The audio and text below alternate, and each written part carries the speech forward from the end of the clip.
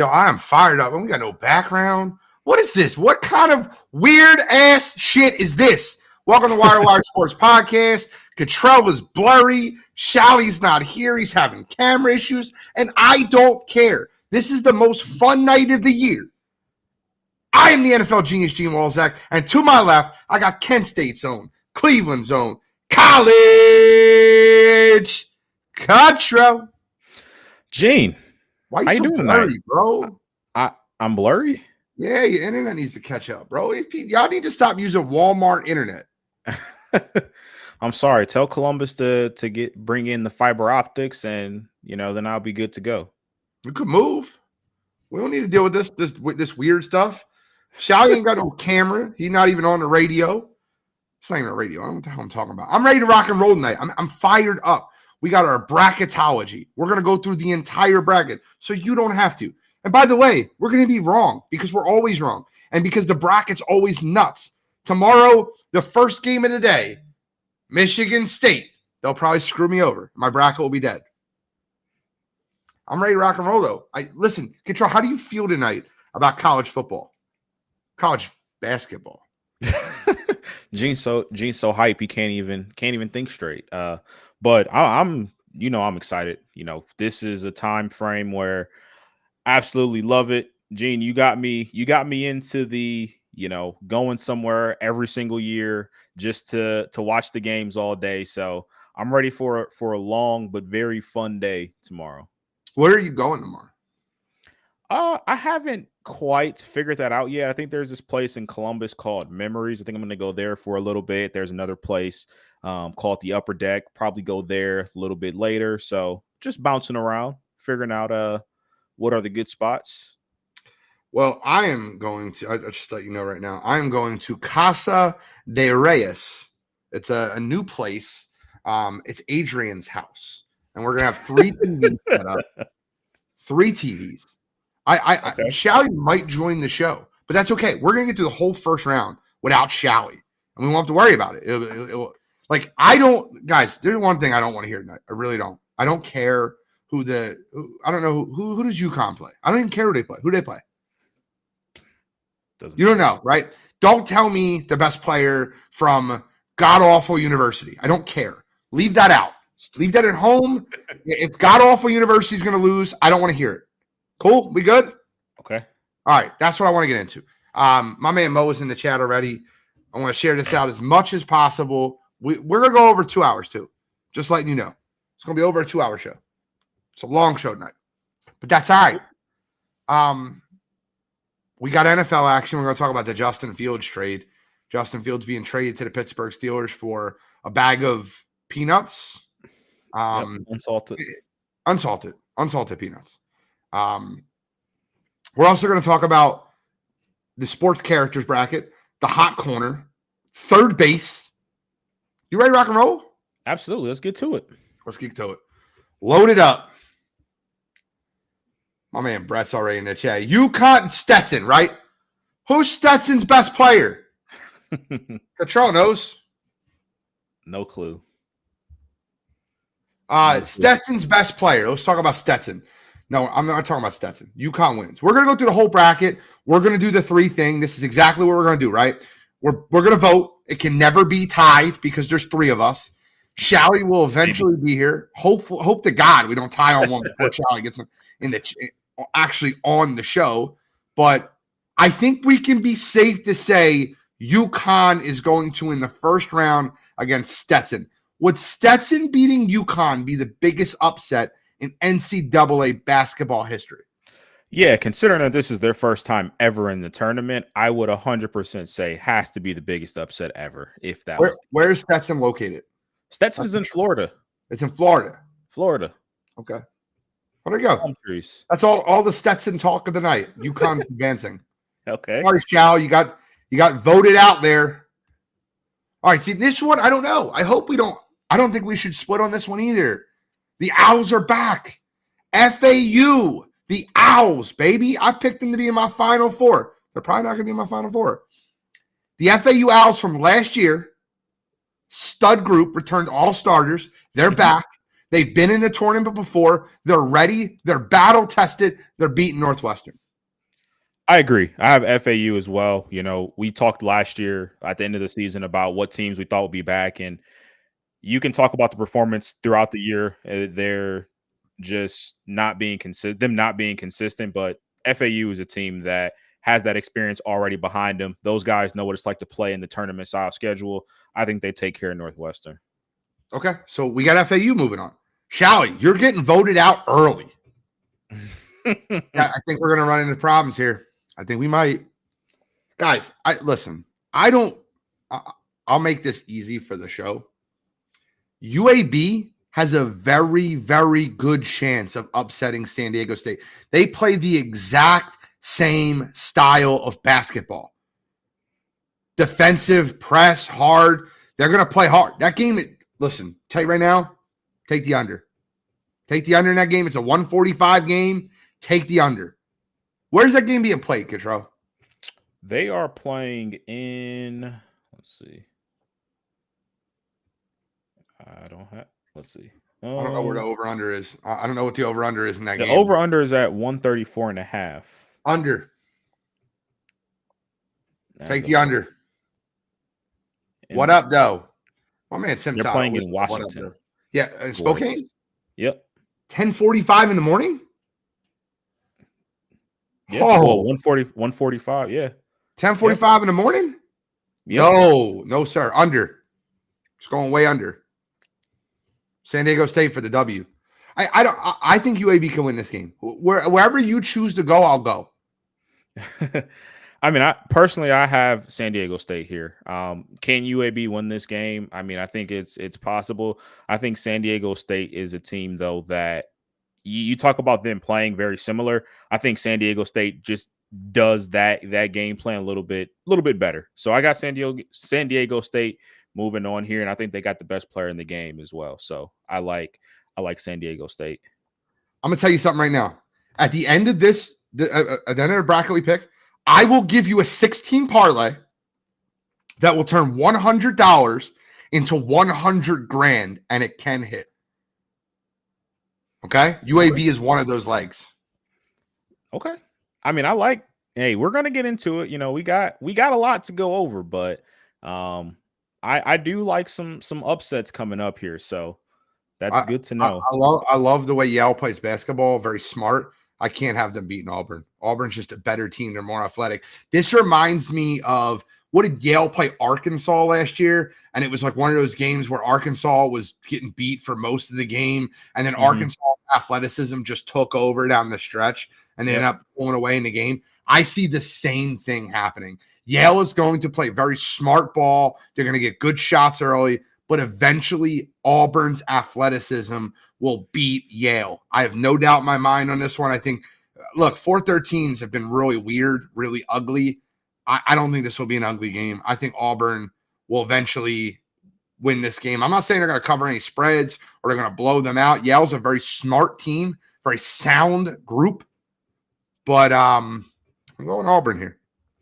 I got Auburn as well. So, I mean, it's cool that we've been kind of agreeing so far here. But the one thing with Yale is that if you watch them in the Ivy League tournament, that was a Yale team that really should have lost to Brown in their conference championship game. They got lucky there, and Auburn right now is playing their best brand of ball. You know, they dominate the SEC tournament, and I really think that this Auburn team is going to take it to Yale. I don't think this is one where Yale even has a chance. You talk about last year, them having a good performance against Arkansas. I don't think that's going to be the case this year. I think Auburn steamrolls them, and it sets them up with a matchup with San Diego State. I mean, guys, we haven't disagreed yet. If you're paying attention, I feel like we need Shally to hop on before the first disagreement happens. Why did you go up? We're going up? No, I went down. Okay. This is an easy one again. Another very, very easy one. Duquesne shouldn't be an 11, and BYU should be higher than a 6. BYU is the best three-point shooting team in the country. Duquesne cannot defend the 3. Give me BYU, and I think BYU's got a really good chance of making it to the Sweet 16 Guys, I'm all over BYU in this one. I think it's rather easy. It's a poorly seeded game. No Duquesne upset. Don't lie to yourself. By the way, Dylan, where is Duquesne located? We're playing that game tonight. Where are these places located? I have no idea where Duquesne is. I don't either. I'm going BYU. Midwest though.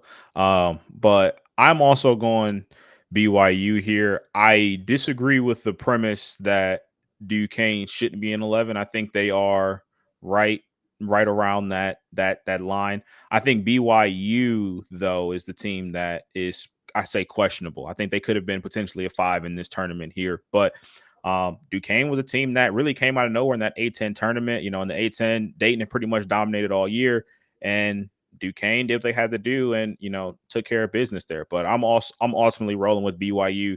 BYU plays very fundamental, and that's what kind of the game you want to play in the tournament. You talked about how great they shoot.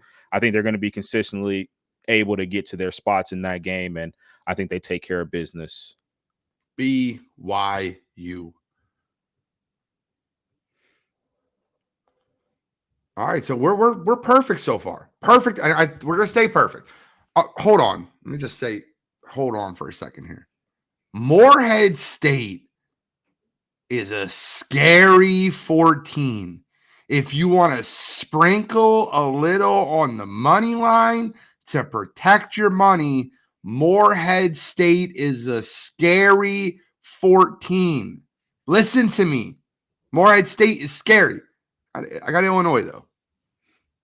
I got Illinois as well. This is going to be a battle of, you know, the rubber meeting the road here. Essentially, Illinois is a team that high powered offense. Obviously, Terrence Shannon has been killing it as of late. Morehead State's statistically one of the best defenses though in the country. So it'll be very interesting to see if they can slow down that Illinois team or even potentially get Shannon into some foul trouble early on. But with that said, I do have Illinois advancing here as well. Just not quite that upset that I'm expecting just quite yet. I think that Illinois wins the game, and I think TSJ reminds me a lot of Carmelo Anthony coming into this tournament. Okay. I'm just telling you. Listen, you got the orange color too. He went on a spree in that Big Ten championship tournament. So I don't put it past them.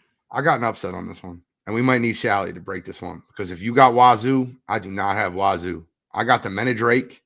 I think Drake wins this game, and I think they're easy. I think they're easy, right? And I like Drake in this one. I think they win the game, and I think that they pull it out versus Wazoo. So I ultimately, it's just actually crazy here, Gene. I agree with you with the upset. I have Drake here as well. I think Wazoo is a team that I think they're a little bit overseeded as a 7. Now I understand, you know, they had some success over there in the Pac-12. They have some good wins under their belt, but this Washington State team, I think, is a team that I think their record is better than what it really looked like. So I'm rolling with Drake here. I think Drake has the shooting to take care of business. And, you know, I got the first upset of the tournament right here with you, which is crazy that, you know, we're on the same page like this so far. We have the same bracket so far. We do the exact same bracket. Now, I'm not lying to you. I'm still teetering on the UAB. I'm still teetering. So if you see it switch by tomorrow, don't beat me up and say, "Oh, you said on the show." I'm letting you know that's what I'm teetering on. Okay, I'm not teetering there, so you'll know that my teams will still be the same. There's a couple that I'm teetering on. That is not one of them. This is not one I'm teetering on either. Iowa State. Iowa State could have been a 1, and they got listed in the hardest East with the number 1 overall seed. Maybe not the hardest overall bracket, but the top 2 is not supposed to be listed with the top number 1. To me, Iowa State was the top ranked number 2. You could argue Tennessee, but Tennessee lost in the first round of their tournament. Iowa State over the Jackrabbits, and I don't think there's any question there. I will say this. I also have Iowa State. I think this is going to be the closest 2-15 matchup in the entire first round here. South Dakota State has They have a lot of experience. This is a team that's been in the tournament multiple times. And I want to say this game it's in Omaha. So not too far from South Dakota. So I think their fans will travel pretty well for that game. Obviously not too far from Iowa State either. So their fans will be there as well.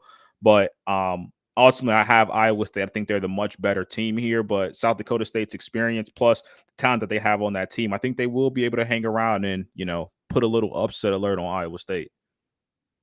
I don't think they're putting an upset alert on Iowa State. I don't think this game's that close. I think Iowa State wins it. I think they're a much better team. I think they dominate. I don't think this game's that close. Don't worry about laying the juice. Who's the best player on Wagner? Well, they only got 7 of them. It's Council. I just watched them play yesterday. They had a great game yesterday. I didn't watch it. They beat Howard, and the game was nuts. So you think Wagner's got what it takes to take on UNC? Absolutely not. All Absolutely right. not. We got UNC. UNC. Don't think it's particularly close. And like I said, they only got 7 people on their entire roster that can check into games for them. So we have the perfect bracket so far. No shot. All right. So this is one I know that Shally is on Mississippi State. So I know where he's at. So we don't have to worry about if we get stuck. Hopefully he logs on, man. We're missing Shally. People are in the comments yelling, "Where's the app?" I am not picking against Tom Izzo as an underrated team, underseeded team. I'm going to give him a win. And I think that the whole world needs to see Tom Izzo versus UNC in the second round. I think it's just better, right? I think it's better for basketball. So I'm going Sparty here. I don't think Sparty's that good. It's definitely not one of Izzo's best teams. But Tom Izzo knows college basketball. Tom Izzo knows the tournament. Tom Izzo knows March Madness. I'm going with this. This is strictly an Izzo pick. I'm going Michigan State. I got Michigan State here as well. You talk about it strictly being a, Tom Izzo thing. Again, same thing I said with FAU. Before the season started, I fully expected Michigan State to be one of those teams that would contend potentially for a national championship. And while I know what I saw during the regular season, I also have to keep in mind that, again, these are players that have experience. They've been in this situation before. And what I always say at every single year that we break down these tournament games, you want great guard play and you want experience. And Michigan State happens to have both, and they have a coach that always coaches above his head this time of year. So give me Michigan State here as well. I want the upset here, and I think you're gonna get Michigan State versus North Carolina in that second round. Listen, look at Shally. Derek Dempsey's yelling, "Shally!" It's from the rafters. When will he show up? Will he show up? Guys, I can't do it. We can't do it anymore. You might go Gales. I'm not. Grand Canyon, 12/5. I'm going Grand Canyon. 30-win squad. I'm taking Grand Canyon. I don't think St. Mary's is that good. I think that they're just, they're just that. I think St. Mary's and the West Coast Conference and Gonzaga, both of them, I'll preview. I think both of them go down. I think both of them don't make it out the first round. I'm taking Grand Canyon. Well, this is where we're going to split here because I do not have Grand Canyon advancing here. I have St. Mary's. I think with the way that St. Mary's plays defense, I think they're going to be able to slow down Grand Canyon. And look, I think this is one of those matchups, though. This Grand Canyon is a real live 12 seed here. Gene clearly picked them as the upset. I wouldn't be surprised they won the game, though. I think this is the year, though, that St. Mary's really gets a chance to ultimately move on and see the winner of the next matchup that we talk about here. Hang on. Yo. What? You're on air. I'm trying to log in, bro. I don't know what's wrong with your computer system, but you're on air right now, and we have our first tie. We swept the board in the East, bro. Swept the board. We have our first tie. Shally's on speaker. We're calling him right now, live on air. Shally. Yep. I need to know who you're picking between St. Mary's and Grand Canyon. St. Mary's. Oh, my perfect Shally. bracket is gone. I had Grand Canyon. I think St. Mary's is too balanced. He said they're too balanced. All right, well, log in, bro. We're missing you.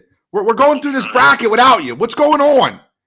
Look, they're all yelling, Showy. Gallows in here. Everybody. Come on. Let's go. All right. Show's promising he'll be here shortly. He's having technical difficulties, but it's all right. The show must go on. That it must. So we went with St. Mary's. Our Wire brackets got St. Mary's. Yeah, Showy does have Vonage, apparently. It's not internet, I don't think. I think it's just, I don't know. We'll get into it later. Alabama versus Charleston. Now here, let me warn you guys at home. Do not have Alabama going too far in this tournament. Do not have Alabama going too far in this tournament. They can't defend a lick, and Charleston can score. Charleston can. Oh, wait. Is that it? Is that it? We still have no picture, Shally. That's okay. We're going to add no picture, Shally, because we need them. We got no picture, but you're here. We can hear you. Good. All right. So I don't know what's up with Shally's camera, but we need Shally. Where are we at here? Alabama versus Charleston. I know this has kind of been a trendy upset pick for some people, but I'm sticking with Alabama. They got too much firepower. Here's my thought process, right? I don't think Alabama can stop me or you. I don't disagree. And Charleston can score, man. And I'm not saying I'm picking against Alabama. I'm saying don't have Alabama go too far. I wouldn't disagree with you. I'll take Alabama. Well, hold on. Let me see if Cottrell goes Charleston. Maybe we'll get a little fun here. I'm with Derek Dempsey. I don't give a piss about nothing but the Tide here. I'm going with Bama. You know, you talk about Charleston being able to score. Alabama's the number one scoring team in the country. So if that's the game that Charleston wants to get into, Alabama has absolutely no problem trying to run it up. We got a camera from Bill. We got Shelly. He's here. The looks on the show just went up about 2%. It did. Ready to go. You know what the funny part is? Shelly was like messaging us mad, thinking like we've removed him from the show. He had no camera. We couldn't see him. It's like, I got removed. You didn't get removed, brother. Get your stuff fixed. Shelly's back. Got removed. Ready to go. All right. Well, Alabama. All right. We'll go with Alabama. But do you know what the over-under in this game is? I would imagine it has to be probably 160. I'll look though real quick. It's higher. I got it. I know it. I would say it's probably 170s, one low 8, 180. 173.5. It's a lot. And it's a 7:30 game, which is perfect for the over. This game might be 100-97.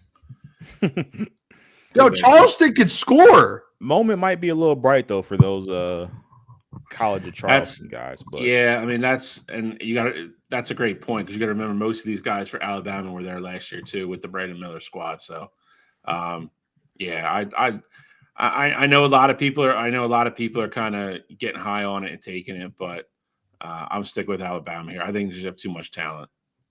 Bro, you see all the comments? They're just Shally's back. Hey, Shally out of timeout. Thank God there's some integrity on the show now. Wow. Listen, I'm gonna tell you something right now. I skip over those weird comments. I think the Mountain West disrespect in this seedings in this tournament is insane. They have a couple. I wouldn't disagree with you. They have a couple.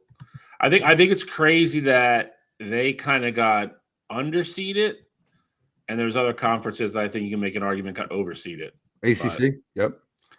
Well, yeah, one team, yeah. I mean, one, not the other one, but yeah. Yeah, no, they definitely got underseeded here. I mean, you look at what Colorado State, and I get it. Virginia wasn't a great team to begin with, but Colorado State had no business being in the first four. No, in a playing game. So I'm 100% with you, Gene. Well, they got to show everybody what the Mountain West is about right now, and I'm gonna tell you about what the Mountain West is about right now. New Mexico is going to upset Clemson, and by the way, it's not an upset. New Mexico is actually favored in this basketball game. So the bookies think the same way I do. The Mountain West disrespect is not going to fly on my watch. I got New Mexico. I have New Mexico as well. I'm going to tell you, look, it's kind of a little bit of a buyer beware situation, though. New Mexico is hot. They came out, won the Mountain West out of nowhere, the Mountain West tournament out of nowhere. They're playing great. Clemson is also playing very well. So I know a lot of people are taking it. I am one of them. I am taking New Mexico here. But Clemson has played really, really well down the stretch. So this is not going to be – I don't think this is a slam dunk as much as a lot of other people think it is. I get it. You're protecting yourself. I get it. I'm taking New Mexico, but I'm just saying Clemson. There's just a lot of people talking like New Mexico like is just going to walk through this game, and I don't see that being the case. Beating a dead horse here, guys, especially with the lower seeded teams. New Mexico's two best players are Jalen House and Jamal Mashburn Jr., senior-led guards. That's going to be the key when you want to have these types of upsets. New Mexico's rolling. Give me the Lobos to move on as well. This is another one of the upsets. Again, I'm surprised that we all agree here. So New Mexico, really live 11. They're moving on in our bracket. I love it. Before we go to the next one, did you guys do the whole East, or are you just doing the first round so far? We just did the first round. We did the first round. Okay. All right. We're not going to screw the whole East up for you. All right. The first round was pretty easy. I'm not going to lie to you. In the East, I agree. We 2-0'd the whole thing. Yeah. Listen, I don't know. Colgate made some noise a few years ago, but I'm not brushing my teeth this year. I'm going no brushing teeth, no Colgate. I'm going Baylor. Give me the Bears. Go Bears. I'm going Baylor, the 3 over the 14. No toothpaste. I'm going Baylor as well. Typical Scott Drew team. 3 really good guards. I would say, since the national championship game, this is the best offensive team he's had. I like Baylor a lot here, by a lot too. Got Baylor as well here. This isn't the Colgate team of a couple years back. Nope. They don't shoot like how they did before. And even back then when Colgate was that crazy team, they shot the hell out the ball and they still lost that game. Like, don't forget that. So got Baylor moving on here. And I don't think this is a team that needs to be on upset alert. The Bears. Go Bears. Give me the Bears. What we got next? I'm trying to memorize what these games are. Oh, the Mountain West disrespect. The Mountain West disrespect. Give me Nevada, and I'm not allowing your Maction to ruin my show. What Maction? They're in the A10. All right, whatever. Jesus. But they're Ohio. They're Ohio, right? Dayton is in Ohio. That's correct. I just think I put the whole Ohio conference in the MAC. Yeah, they're all in the MAC. Every school in Ohio, but Ohio State's in the MAC. Yep, they're all in the MAC. Well, screw the Flyers. I'm not down with the Flyers. I'm going Nevada, the 10 over the 7. I got my conferences wrong. I'm not College Cottrell. I'm not Scholastic Shalley. I'm just a crazy person that yells on air. I will back the crazy person that yells on air, though. I'm going Nevada as well. I think this is another. I think Nevada is extremely underseeded. They had a bad tournament. I think that affected their seeding more than it should have. Dayton's a solid team, just not very deep though. They're only going to play 6 or 7 kids. I like Nevada very comfortably here. Actually, I'm very confident in Nevada here. Well, it seems as if this is going to be the first time that we actually disagree on one. I got the Flyers to win this game. I'm not shocked. Holmes from Ohio. Holmes. He's going to pick against anybody from Ohio. Deron Holmes is an absolute animal. I think he's going to give Nevada a lot of problems in that game. You talk about Nevada not having a great tournament. Dayton was, projected to ultimately win the A10, and they threw up a dud and lost the game. So I think they're going to come in this game very hungry, and I think they're going to take care of business. But for the sake of the bracket, Nevada will move on. You are right about this, though. I will say this, right? I almost always pick against good teams that lose early in their tournaments. I'll give you an example later with Tennessee, but when you are a good team that lose, I hate when good teams run through their conference. They're almost always on upset alert because the exhale hits hard. You saw it a couple years ago with the Illinois team, the Io Dosemu, and even with Tennessee a couple years ago when they won the SEC and then lost in the first round. Yep. It happens a lot. When teams win their conference, it's almost like the exhale hits them hard. The turnaround's a little quicker. They don't have time to prepare. I don't know. I'm weird like that. I don't like when you win your conference tournament. I got Arizona. This is easy. Shout, who's the best player on Long Beach State? I don't know. I think Long Beach. I think Long Beach State has a great story, though. I mean, if you're not familiar with it, they kind of fired their coach at the end of the season, and they're like, "All right, we're not going to be, we're not going to be Utah State and be dicks about it. We'll let you coach out, the tournament, and when the tournament's over, you're done." And then they go and go through a crazy run and win the tournament for the guy. Now now they get Arizona in the first round, which is unfortunate, but.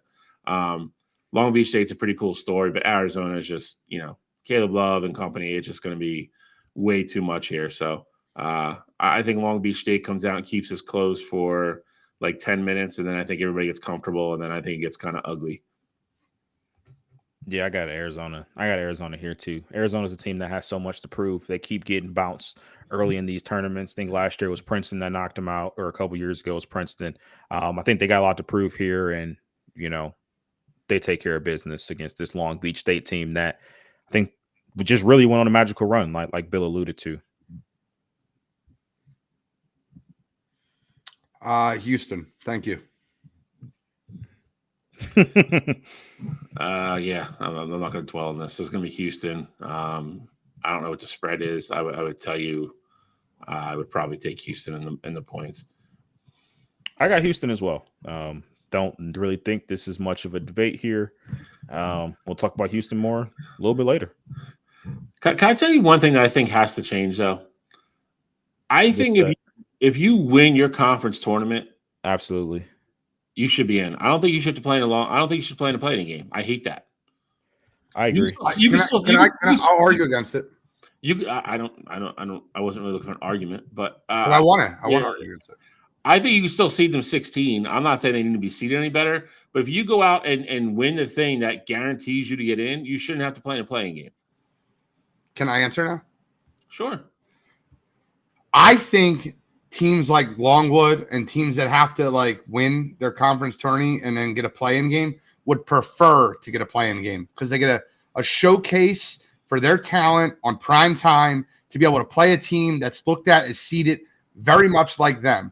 As opposed to when you put a 16 seed in the tournament and they get the shit kicked out of them by Houston, they're not really getting an opportunity to allow their skills to be shown.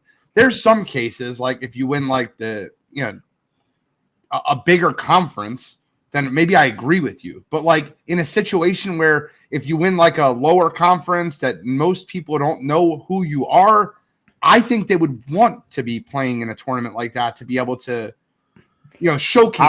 I don't think it's necessarily showcasing talent, but Gene, the reason why though, you are right though, teams do want that game is because when it comes to the tournament, the team that wins that game, they're going to get X amount of dollars for winning a tournament game. And these teams that qualify for the tournament, if they win a game, I don't know what the exact numbers are in terms of how it works, but for the next 3 or 4 years, that school is going to get essentially residual income from the NCAA tournament because they won a game in that tournament. So I do think some of those teams would prefer to play in that game and ultimately win it so they can make their school more money.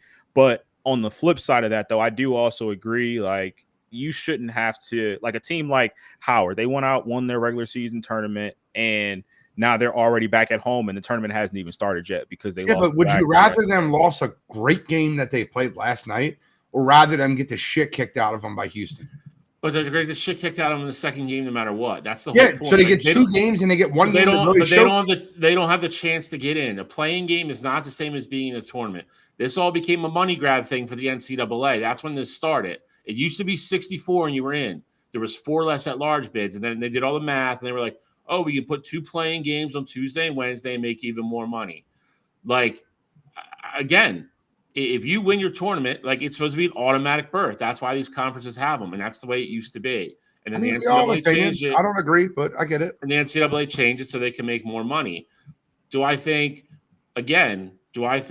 Howard should have to play a playing game instead of the 8th team from the SEC? No, I don't. If you finished 8th in your league and you have to play a playing game to get in, then that's what you get for finishing 8th. I don't think you should be punishing kids to that won their tournament and did what they were supposed to do. And my argument is it's not a punishment. They want that. I think if you would ask anybody who loses a playing game if they'd rather lose that game and not get in, or play Thursday and be on national TV and play the same team they were going to play anyway, I think way more teams would say we'd rather be in the tournament. They wouldn't play the same team. They would play a really tough team.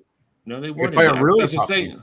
Like, no, the seeding wouldn't change. That's my whole point. You could if they were a 16 seed, you don't think a 16 seed would play, rather play another 16 seed?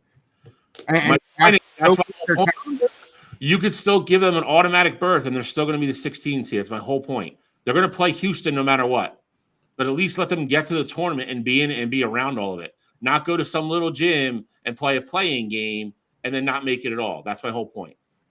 That's where we'll disagree. I'm going to go with Texas A&M in this next game over Nebraska. This is another one in my 6 parlay, so I'm going with that. I'm going Nebraska here. I also have Nebraska. I think Nebraska shoots the ball better than what Texas A&M does, and I think with their ability to shoot, I think that's going to have Texas A&M on their heels a little bit. And I got Nebraska squeaking out this game. Texas A&M is the worst 3-point shooting team in the tournament by a lot too. They have to stay close. If not, that game could actually get ugly. But I like Nebraska to pull it out. Oh, I got a 12 over a 5. Same. JMU, baby. 30-3, JMU. I mean, they might be 31-3 or something. They might be 31-3. The 31-3, I think. Already beat Michigan State this year. That was kind of the first upset that started the whole season this year. That was kind of the first indication that my futures parlay was in a lot of trouble. But I like James Madison. I mean, they are that team can play. Cottrell's already mentioned it. A lot of seniors on the team, senior leadership. They've played together for a couple of years. Wisconsin is playing their best basketball of the season right now. But again, I think if they don't make that run to the finals of the Big Ten with a couple other teams getting upset, I don't think they're a 5 seed. I think they're realistically probably in a 7 or 8 seed. I think they got that boost just because of the run they made. So I think they're a little overseeded here. I think James Madison, I'll take the 12. I think this is one of the 12-5s that hits. I agree. I got James Madison as well. Now, I know James Madison's 31-3. They've only lost 2 teams all season. They lost to Appalachian State twice, so that's why that number is there. And James Madison, it's not like this team isn't, used to playing a big-time team. Like Bill mentioned, we saw them right out the gate beat a Michigan State team. So I think this team is fully aware of what they have in front of them, and I think they're going to take Wisconsin to the brink. And I got them, ultimately getting over the top there. JMU. I was on them in football, and now I'm on them again in basketball. I got news for you guys. This is going to be a very weird one for y'all. Oh, no, maybe not this one. Wrong one. Not this one. I'm thinking coming, though. I'm going to begrudgingly take Duke here. This is not – Vermont, Vermont won their tournament. This is not one of this isn't a really strong Vermont team. I think it's a team that if you see again next year, you wouldn't want to play Vermont. They're a little bit younger, lost some of the talent they had from that team 2 years ago that won 2 games, I think. Duke is not playing well, but I just have to go with the talent here. So I think Duke squeaks one out here. I'll take the Dukies.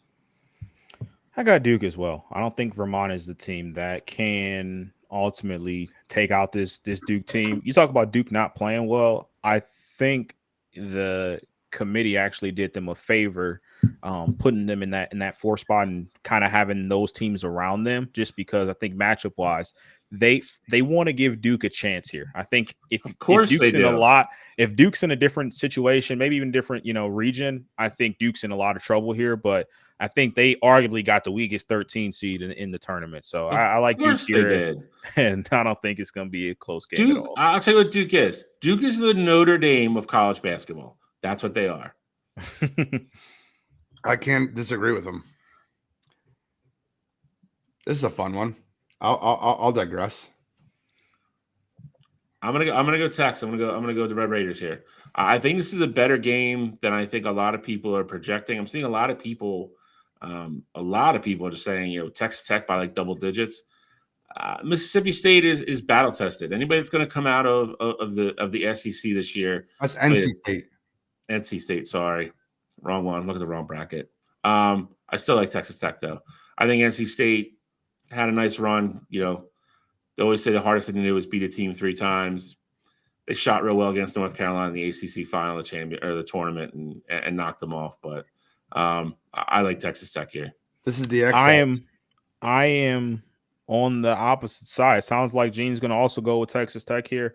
I don't think this is the XL. I think this is hey, we've proven that we can beat anybody in the country. North Carolina's a 1 seed, and we took it to them. Texas Tech, they're just a stepping stone of a team that's going to be in our way. I like NC State to keep it rolling here and, keep the momentum going. I think it would be an XL potentially if they were expected to potentially, go on to win the tournament, but just with them really coming out of nowhere, winning the entire thing. I like NC State to continue the hot streak they've been on. Winning your conference tournament from the quarterfinal game, from the prelim game, is very tough to do. To win your conference tournament and beat one of the number 1 seeds in this tournament is extremely tough to do. There has to be an exhale. They're playing tomorrow. I don't like the game for NC State. Give me Texas Tech. I think Texas Tech beats them up. I like Texas Tech in this one. There's a reason they were 19-13, bro. I get it. This is easy. Don't waste your breath. Kentucky. All right. I'm going to waste time on that one. We got a whole second round to talk about. Look, I'm going to be real with you guys. I have Colorado winning this game. I have Colorado beating Boise, and I have Colorado beating Florida. So Colorado plays tonight. I got Colorado over Florida. Go ahead. I was going to say I also have Colorado over Boise tonight, and I also have Colorado over Florida. I think this game would be a little bit different if Florida hadn't just lost their big in their SEC tournament game. Florida's a team that can score the ball with anybody in the country. They're top 5 in scoring. I just think that this being the first, true game without him in this tournament, I think it's going to be a struggle for him. And Colorado is a team that has had their ups and downs pretty much all season. When they're at their highest of highs, Colorado's been a team that has been, I'd say, in that discussion of top 20 teams in the country. But, they've had some low lows as well. I just think with where Florida's at in the situation, I like Colorado to win the game. I like Colorado over Boise. I'm going to stick with Florida, though. I think Florida wins a game. I think they've had a couple of days to figure it out. Cottrell already mentioned how much they score. The big was only averaging 5 points a game. So he has more of a presence with rebounding, shot blocking, defense, stuff like that. But I think Florida can outscore Colorado. I think they have too much talent on the offensive side of the ball. And I think if he didn't go down, Florida's probably realistically a 4 or 5 seed. They have a couple really big wins in the SEC. I think they have enough talent to get done, at least win one game. So I'll stick with the Gators on this one. Okay, we got Colorado moving on.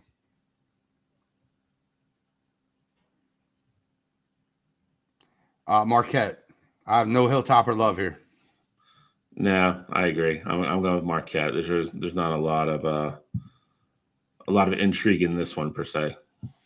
I think Marquette covers the spread too. I think it's 18 or 19.5. Take Marquette minus the points. I like Marquette here as well. I don't think this is a game where you see Marquette in any true trouble in this one. Completely agree. We go to the last region. I'm ready for this region. This is my favorite region right here. By far. Purdue, I don't care who they play. Agreed.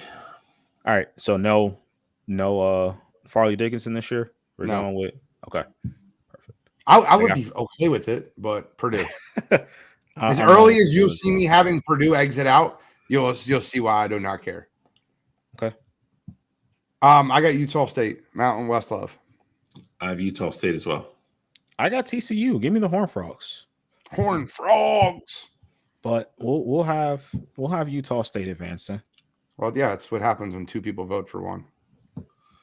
Yikes. Gimme McNeese. I'm going with McNeese. Get Gonzaga, get St. Mary's out of this damn tournament. McNeese, baby. 30-win McNeese. Rawr. I'm going McNeese as well. Give me Gonzaga Gonzaga. stinks. Gonzaga does stink. Don't get it twisted, but McNeese's record is very much like Khabib Nurmagomedov. Like if you look at some of the people that they've been, some of the teams that they've played so far this year, like one of them's like the Mississippi School of Women or something like that. Like their record's very inflated for what it is. I don't love Wade, Gonzaga baby. here, but Wade. I'm going with the Bulldogs to take care of business and move on. Will Wade made a prediction last year and said we lost 30 games this past year. We're going to win 30 games next year. I would have said that too if I saw the schedule coming up. I'm going second on this one. I'll go first here. I like Sanford to advance. Never mind. Before the news came out that McCollums would not be able to play in the tournament, I thought that Kansas would be able to still figure it out, even if he was like 60% of himself. But just knowing that he's not playing, knowing that Hunter Dickinson is not going to be 100% either. Sanford is a team that can put the ball in the bucket. They're another top scoring team in the country. I think they're going to give Kansas all they can handle. And I think it's just going to be too much down the stretch for a Kansas team that really has they don't have a go-to person now in terms of scoring. So I like Sanford here in 13-4 upset. Yo, I'm going to give you a name. Archer. Sanford and Sons, baby. Archer, baby, from Melbourne, Australia. The man of intrigue. He's the forward for Sanford. You'll remember that name after they knock off Kansas. I have Sanford as well. I agree with Cottrell. I was kind of on the fence in regards to who was going to play, who wasn't. I know they said Hunter came back to practice for full contact for 2 days, but I mean, let's just be realistic. Nobody was allowed to touch that man. And Sanford plays buckyball. If you've not watched Sanford play basketball, it is like 5 Steph Currys running around. They come over half court, they pass it around. The first person that's open, they chuck up a 3. They are, I'm dead serious. They are exciting to watch. If they shoot well, there's a chance Kansas gets blown off the court here. Kansas is not as deep as they usually are. That's usually a team that prides itself on being 8, 9, 10 deep. They're 6 or 7, and their best guard isn't playing. I'm going Sanford. I'm loving Sanford in this one. All right, this is the I'm just before y'all go. Everything in my gut tells me South Carolina is the better team and they should win this game. Should be clear. This is the weirdest spread. This is the biggest trap spread. Guys, just for fun, what do you think the spread of this game is? Say like 1.5 for Oregon. It's 1.5. It's 1.5. Why? It's a trap. It's a trap. I can tell you why. Why? This is the first time pretty much all year that Oregon's been healthy. Oregon's record, we don't really know what Oregon is yet. And South Carolina has overachieved this year. But this Oregon team, now that they're fully healthy, we don't know how good they can really be. So I think that is why Vegas is trying to cover their tracks here with that 1.5 point spread. Now, for me, with that said, I think this is going to be the best game of the weekend. I think it might come down to the last shot in the game. I ultimately have South Carolina winning this one, though. I'll bet with smart money, and I'll bet with the Oregon Ducks. Give me the Ducks. I think they just got their best player back. They've already looked a little bit better. Like Cottrell said, we got to see, what's going to be like an extended run. But I believe Oregon's coach, I saw the stats that he's never lost in the first round. So I'm going with the Ducks here. I hope Alex is listening. Where's Elmore? Where's iBlack? iBlack. Quack quack. He already said he's got the he's probably got the Ducks. He's got the Ducks in the natty. Final Four probably. Yeah, come on, be realistic. Creighton, Akron stinks. They should have lost to Kent. Jesus. I'm going Creighton. There's a lot of people that are picking Creighton to make deep runs, kind of a dark horse team. But Creighton, I think. You know what the funny thing about Creighton is? They're normally good shooting Creighton, but they're big in the paint that they can rebound. They're never big to where they can rebound. This is like the first Creighton team that has size down low. I like Creighton. I also like Creighton. I'd say the one one thing to look out for in this game, though, Enrique Freeman from Akron, best rebounder in the entire country. If Creighton can keep him off the board, I think this game gets ugly. If they can't, I think that's Akron's one shot to potentially try and stay in the game, maybe get Creighton in some foul trouble because they're trying to keep him off the boards. One shining moment. I'll sing. Creighton. Come on, bro. Let's go. Got time for that. I got Texas. I got Texas as well. I don't think Texas. We all watched Colorado State play last night. They should have been in the tournament to begin with. They shouldn't have been in the play-in. Virginia stinks. They can't play offense to save a lick. Colorado State won me $100 last night. Thank you very much. I'll take that with Texas winning. I'm not gonna spend a lot of time on this either. It's Tennessee. You got Gene's darlings here. Let's tell you something right now. I'm gonna get into this a little bit later in the tournament. I know these guys are not going to let me get Tennessee to where I want them to get. Dalton Connect will be the star of this tournament. You know what my bracket looks like?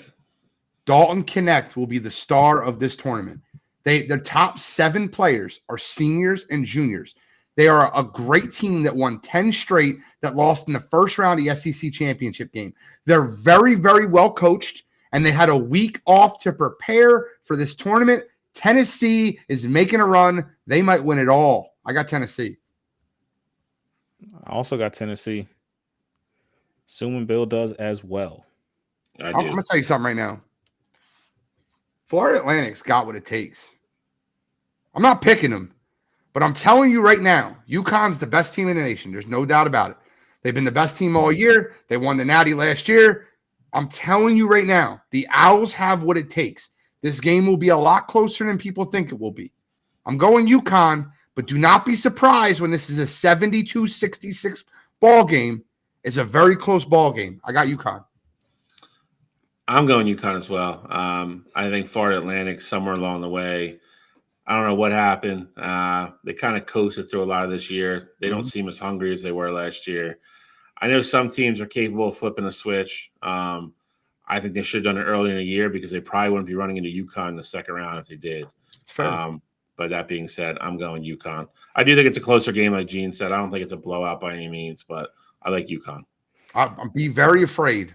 Agree with both of you guys here. I think UConn gets it done, but I do think FAU, if they could have messed around and got probably any other 1 seed, I probably would have even more seriously considered moving them on in this tournament. But I just think UConn right now, best team in the country, like Gene said, and I think they're just going to be too much for FAU here. I love it. I completely agree with everything you just said. I got Auburn here. I think San Diego State's defense is great. I think that the team that made a run to the Final Four last year, it's a very similar team. They didn't lose too much. I don't care. I think Auburn is just too good. I think they're loaded. I think they're too athletic. I like Auburn to win this game. I'm going to go with Auburn as well. I think it's a very close game. Auburn, I think I saw the stats today. They've beaten everybody they've beaten this year. Every win they have has been by 12-plus points or more, but 5. But they've also played one of the weakest schedules in the country. I think San Diego State is what they always are. They're gritty. I think they're going to put up a good fight. I'm going to go with Auburn, but I think this is a last possession type ball game.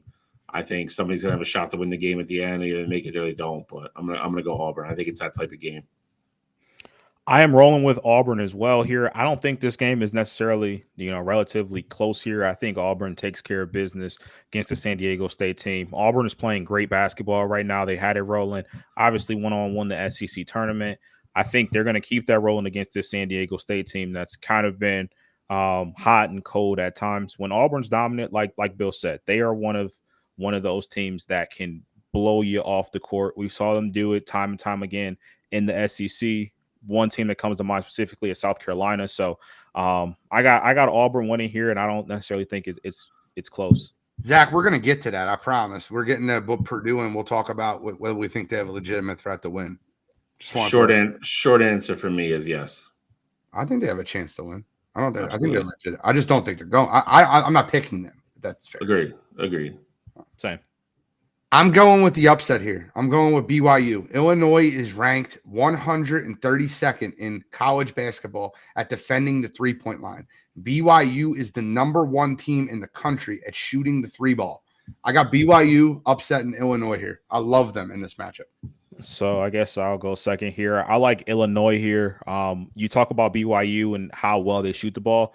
They have a bad shooting night. The flip side of that is that Illinois is a top 5 team in terms of rebounding in the entire country. So Right. if Illinois is a team that can, get those boards, limit BYU to one possession, things like that, I think Shannon and company are going to be able to put up points and put BYU in a hole that they're not going to be in a position where they can steal possession, things like that. So I like Illinois to take care of business against BYU. I hear you. If they have a bad shooting night, they ain't beating anybody. They're going to lose in the first round.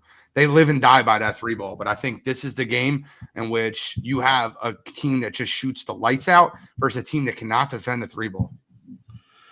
I'm going to go with Illinois for a lot of the reasons Cottrell said. They rebound exceptionally well, and offensively, I think they're top 10 in every efficiency category across the board. They can get in the 80s with ease. BYU is not particularly tough defensively. I think BYU would have to have an all-time type of shooting night to probably pull this off. Not saying it couldn't happen. All Gene's points are very very on point and valid. But I like Illinois to get it done. I'm not crying over it. I love Illinois too. I just think this is a really bad matchup for them. Oh, God, Iowa State. I think Drake's got what it takes to beat them, though. I'm not kidding with you. This is a really weird game.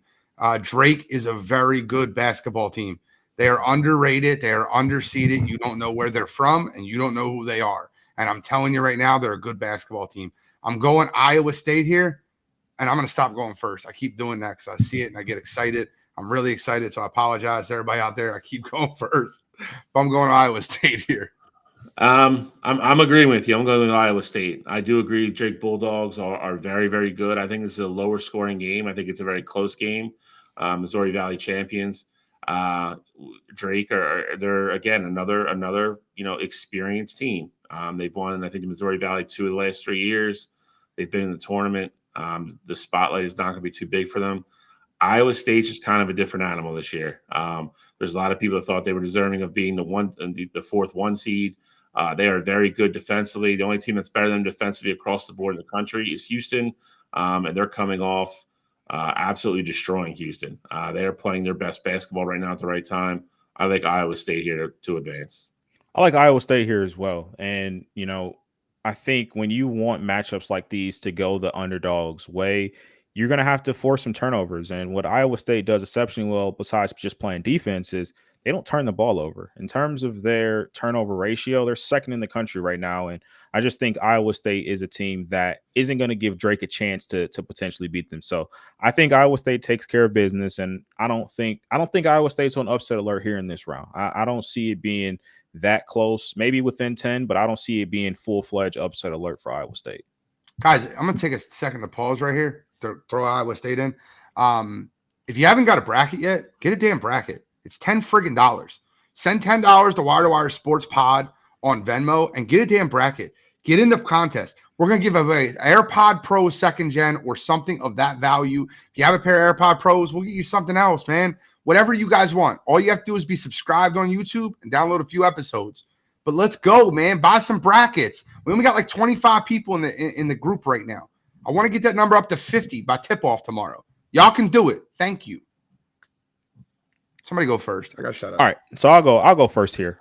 As much as we talked about Michigan State and, them having the coaching pedigree and their experience, things like that, I think they're just running to a buzzsaw here. I like North Carolina to win this game.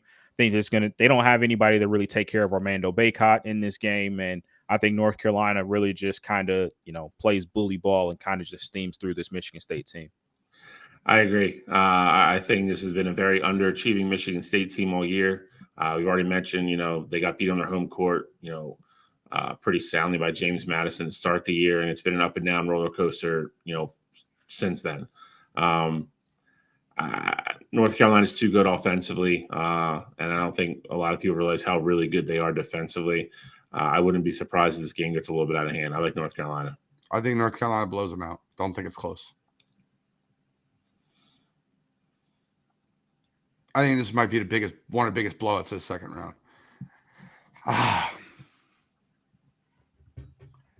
You want me to go? Go ahead, Bill. I'm going with St. Mary's.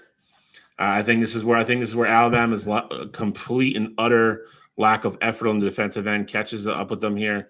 I think St. Mary's is very good defensively. They rebound well, and on top of that, they slow the game down.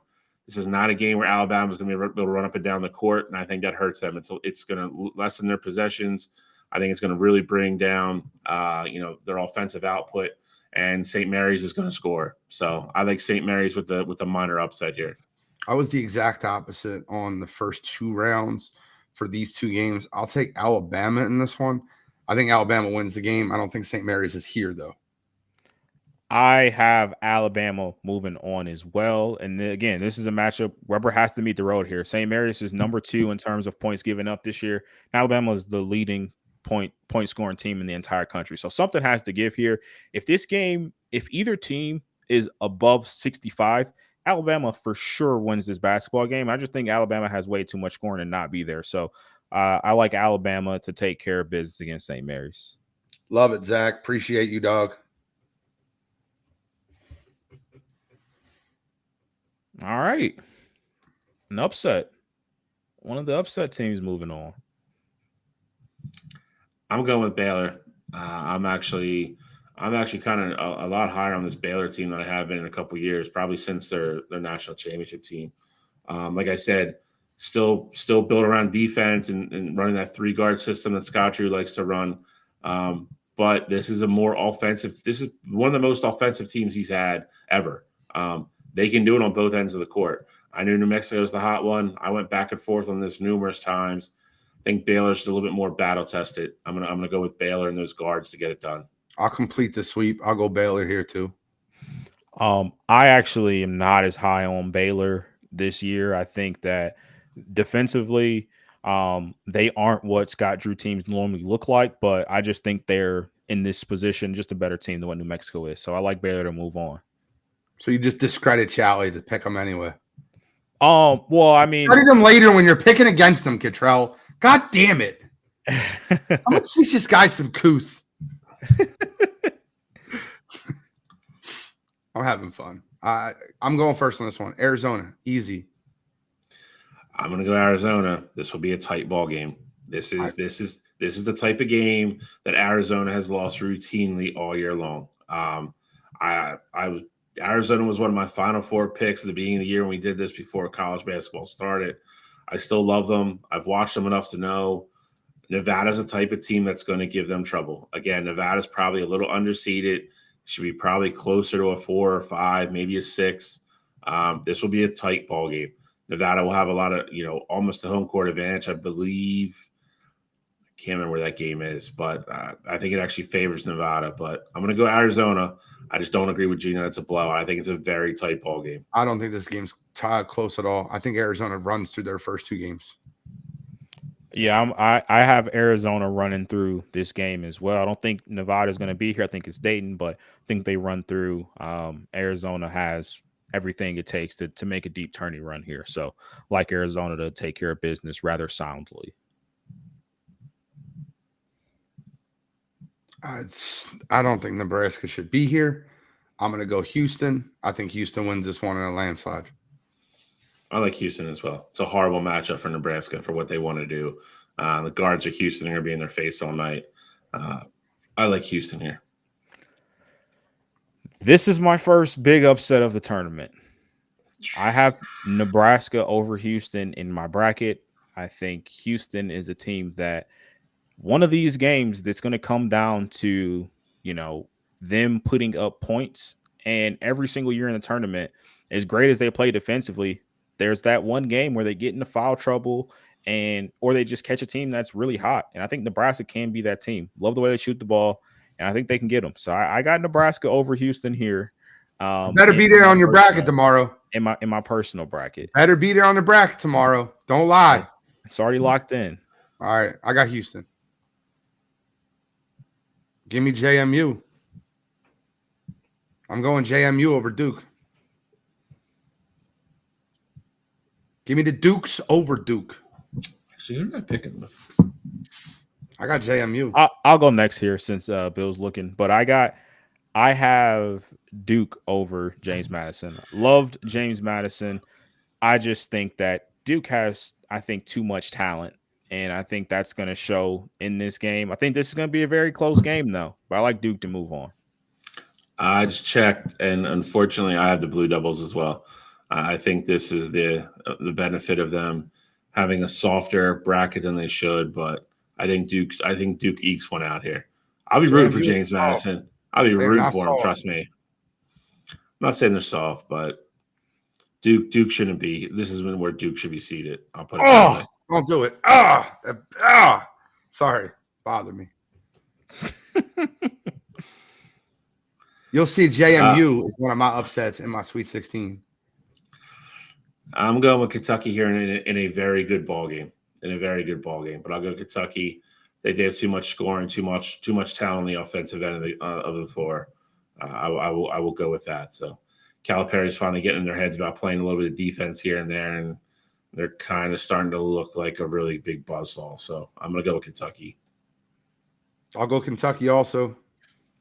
I'll take Kentucky as well. I think Rob Dillingham is going to be putting on a show, and I think we could potentially be talking about him for a while in this tournament. I think he has one of those type of Kentucky guard runs that you've seen in the past, like a De'Aaron Fox or Aaron Harris and those kinds of guys. So I like the Wildcats though to move on here. Love it. Let's go.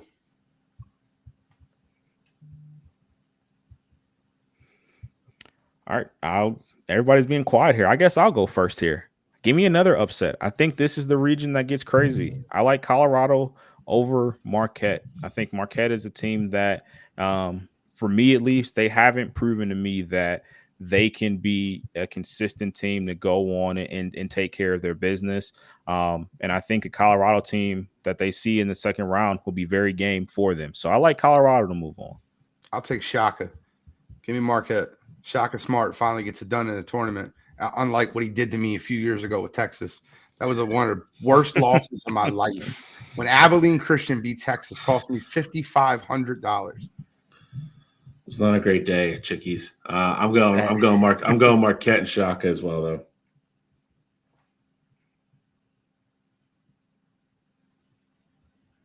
It's not dead air, man. We can't have dead air. Let's go. Let's keep it moving. I'll take Purdue over Utah State. I'm Purdue as well. Yeah, I got Purdue. I got Purdue over TCU, but I think Purdue's taking care of business with whoever's in this spot here. And then now we got the fun one. McNeese versus Sanford here. I love McNeese. I love McNeese. I'm all over McNeese. Give me McNeese. I'm rolling with Sanford here. Sanford and Sons. I really have Gonzaga here. I would take Gonzaga over Sanford, but in this situation, I think Sanford would take care of business against McNeese. Give me Sanford. Buckyball to the Sweet 16. Let's go. Oh, man. Y'all hurt my feelings. Both 12s I have in my Sweet 16. Yeah, you can get 2 brackets, Derek. That's no problem. It's $10 a bracket. Manage the one, brother. Create a second bracket. Come on in. Give me Creighton here. I'm with Creighton also. I got Creighton as well. I think Creighton takes care of business against South Carolina, but for the sake, I'll go Creighton over Oregon. I like McNeese, Zach. I'm telling you, McNeese goes to the Sweet 16. Remember I said that. I will go Tennessee here, but in a closer game than people think it's going to be. I think it'll be close, but I think the senior leadership and the group that Tennessee has, Rick Barnes, give me Tennessee. Yeah, I like Tennessee as well here. I don't think Texas has kind of been underwhelming for me this year. So I think Tennessee takes care of business against Texas. The old Rick Barnes revenge game. I love Rick Barnes. Good coach. Now this matchup right here, before you get into this, right?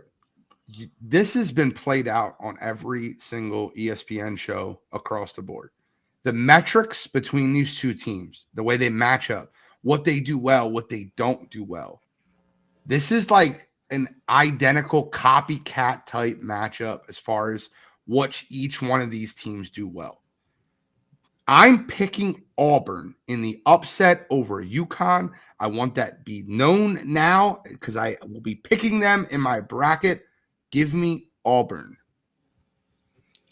I'm not going to do that. I'm going to stick with UConn. I think UConn's battle tested. Again, Auburn. This will be the best team UConn or Auburn's played all year, and I think you're going to see it. So I like UConn. I think it's a really good ball game. I think it's a very entertaining ball game. I like UConn's experience down the stretch, last 5-7 minutes. I'll go Hurley and the boys. Give me UConn. Couldn't have said it better myself, Bill. I like UConn's experience here to take them over the hump against this Auburn team. I think this game is going to be tough as hell, though. Might be arguably UConn's toughest game in the entire tournament. I don't care who they face the rest of the way. But I think UConn takes care of business here and moves on to the Elite Eight. Well, Auburn's my upset pick here, just FYI. Better be on your bracket. It will be. I'm not. You ain't got to worry about that with me.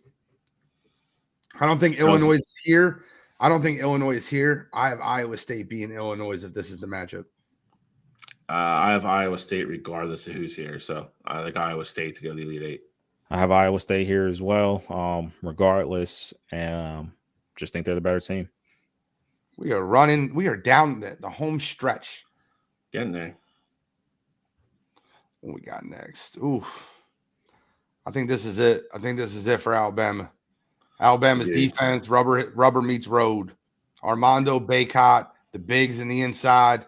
Give me UNC, the Tar Heels, baby. North Carolina might score 100 points in this game. I'm going North Carolina. I'm also going North Carolina here. I think this is the first game where it actually matters that Alabama does not play defense.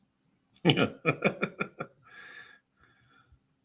at that. Shally and Cottrell, the same person. Derek Dempsey's calling it out. College athletics, me and Cottrell.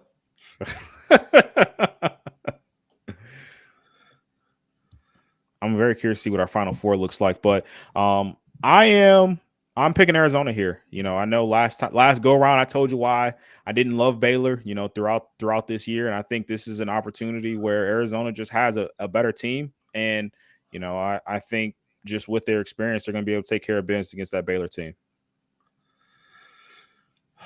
You or you?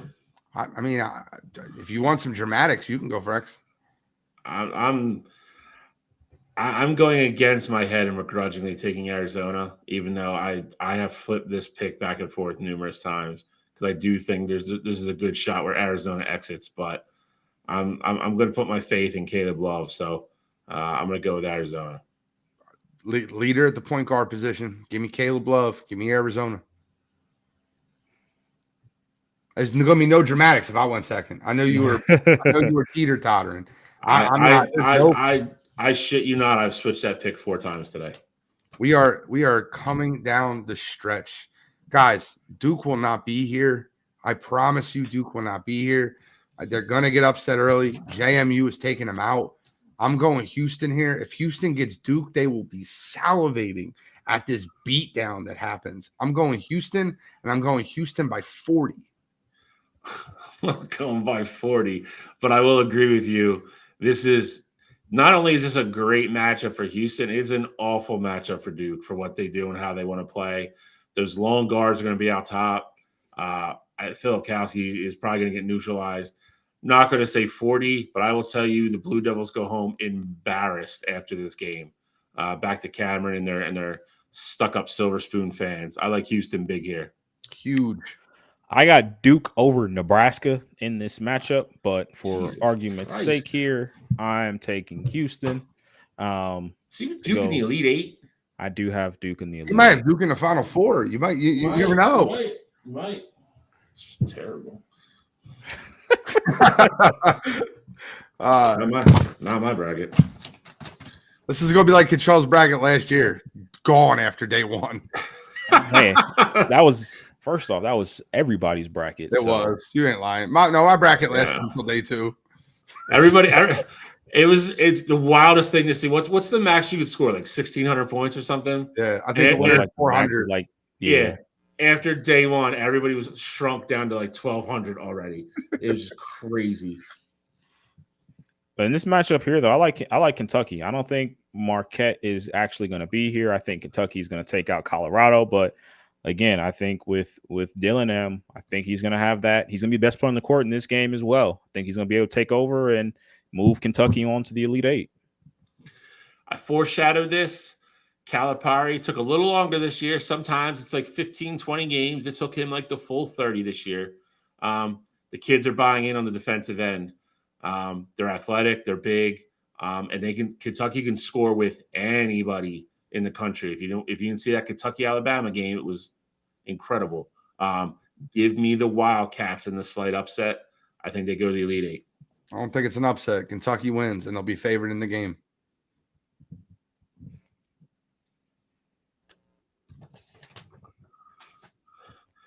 All right. For me, Sanford is going to be the Cinderella story of this whole thing. But I've said this before, and it happens a lot. They're going to play that opening weekend. They're going to have 2 big wins, and they got to go back to campus for a week and have everybody blowing sunshine up their ass for 7 days before they go play, debatably, one of the best 2 or 3 teams in the country. They have nobody to guard Sagidi. Purdue could shoot from the outside with anybody. This is the time when the slipper doesn't fit. I'm going Purdue here pretty handily. I'll take Purdue as well. Yeah, I don't. Come on, we got to move, guys. We're like hour 20 in. Let's go.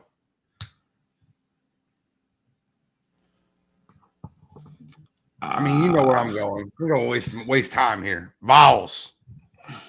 I like Tennessee as well. I think this is a really good game. I think it comes down to, how well Creighton defends. We already talked about Taylor Connect. I think he is – as soon as they play a team that can stay in front of him is when Tennessee struggles. I don't think it's this game, so give me the Vols. I like Creighton here. I think Creighton is going to be on the upset alert here, and I think this is where Tennessee gets taken out here. Yeah, you're wrong. Oh, I hit the wrong button. Dalton Connect, baby. Just know what time it is. Petrol's just absolutely destroying this because he wanted to pick Creighton. Can't even go back.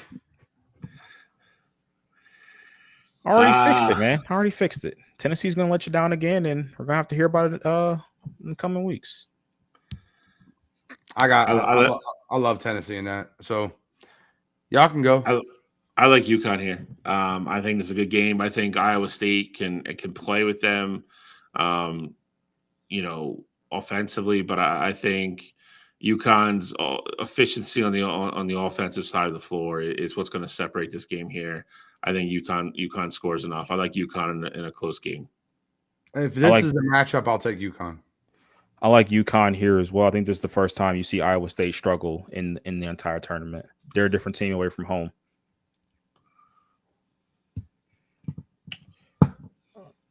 I don't know what Control is doing, guys. Sorry. This is the Caleb Love matchup. I cannot wait till this matchup happens. If this is the matchup you get, this is going to be fireworks. And I'm going Arizona over North Carolina. Give me the Caleb Love revenge game. Give me Arizona. I pray we get this matchup. I mean, it's kind of the ones it's kind of just written. You would think we would end up with this somehow because there will be a lot of hype around this game. I'm going Tar Heels.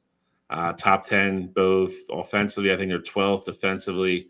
They can score with anybody. And like I said, they're very actually underrated on the defensive end.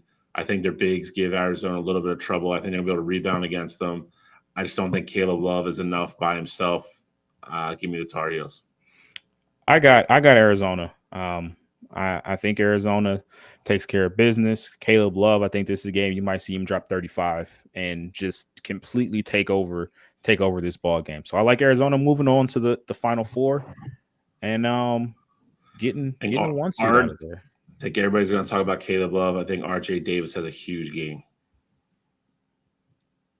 I could definitely see that as well. Guys, I love Kentucky. I love what Kentucky's doing. But I'm not picking them against Houston. I think Houston might be the best team in the country. If they're not the second best team in the country, I'm going Houston here. I love Houston in this matchup.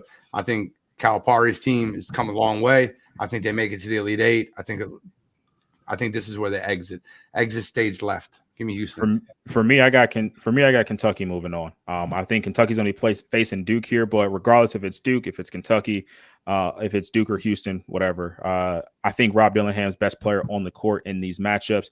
And the other thing is that Kentucky's a very deep team at the guard position. They have a lot of young guys that haven't even gotten into really their groove yet this entire season. So I think you might see an emergence of one of those guys, especially in the game against Houston, with how they play defense on those guys. But I like Kentucky to move on.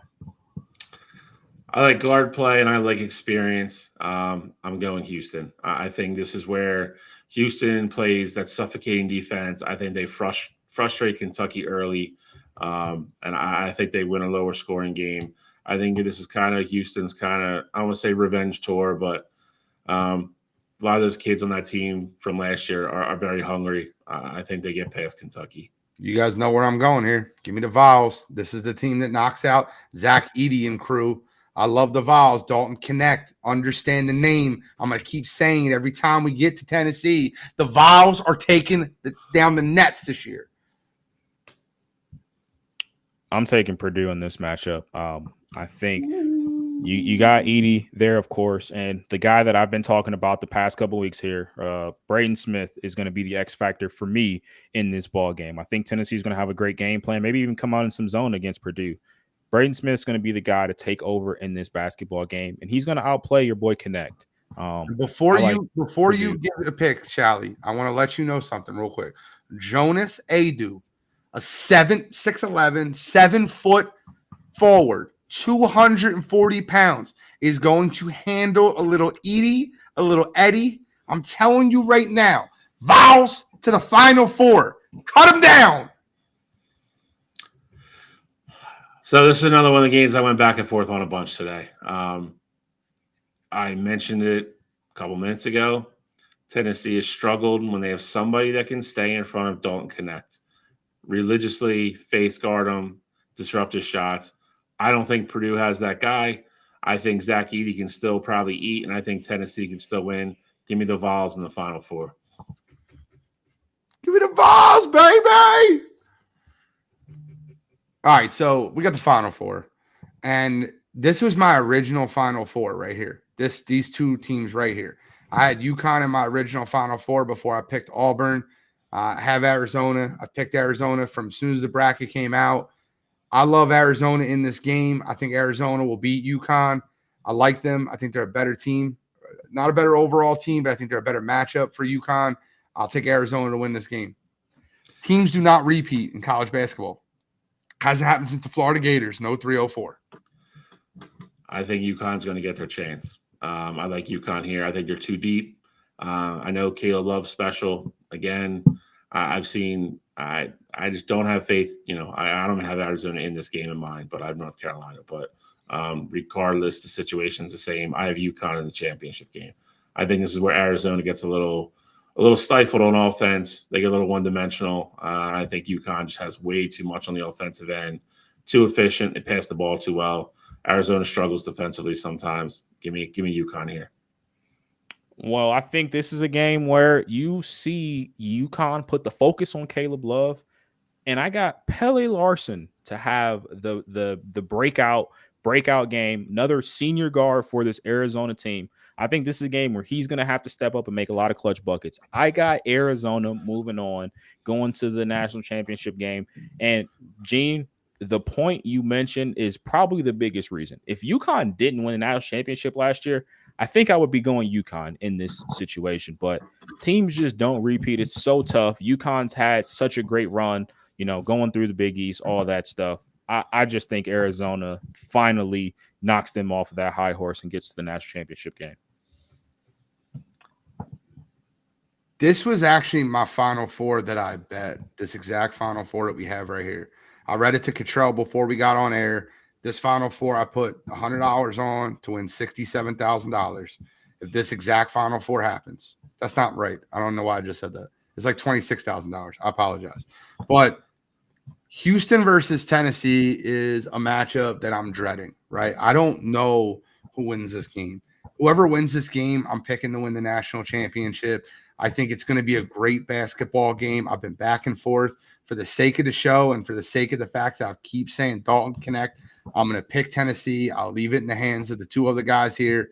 But I love this matchup. I think these are the two teams. One of these two teams cuts down the nets. So I'll go next here because I know both of you guys actually have this matchup. At least that's what it sounded like. I personally have Kentucky versus Purdue here, and I have Kentucky advancing to the national championship game. But in the sake of this, I would also have Tennessee moving on. Again, I think at some point Houston's lack of consistent offense is going to hurt them in this tournament. I think against Tennessee, that would be the case. LJ Cryer is bound to have a bad game, throughout this tournament. I have this game in my bracket. I have Houston advancing. I've mentioned it twice. The games that Tennessee has struggled is when Dalton Connect does not shoot well, when teams have somebody that could put somebody in their face and follow him around the court. Houston is going to be one of those teams. They can rotate all three of those guards that are just as big as him, on and off of him all night. They're going to run at him all night. Not saying he doesn't have a great game. I don't think he's going to go off for anything crazy. And the games that he does not, I think they're 0-5 on games that he's under 10 points. I don't think Houston holds him to that, but I think Houston disrupts him. I think they frustrate him. I like Houston to go to the championship game. So Tennessee versus Arizona is the Wire2Wire championship. Guys, I'm not going to change where I'm going. I'm taking the Vols to cut down the nets. It's either Tennessee or Houston. If you look at my brackets, they're pretty consistent. I have these two teams in the Final Four, and I have one bracket I have Houston winning, another bracket I have Tennessee winning. In Brett Gardefree's N1 podcast bracket, I think I have Tennessee winning.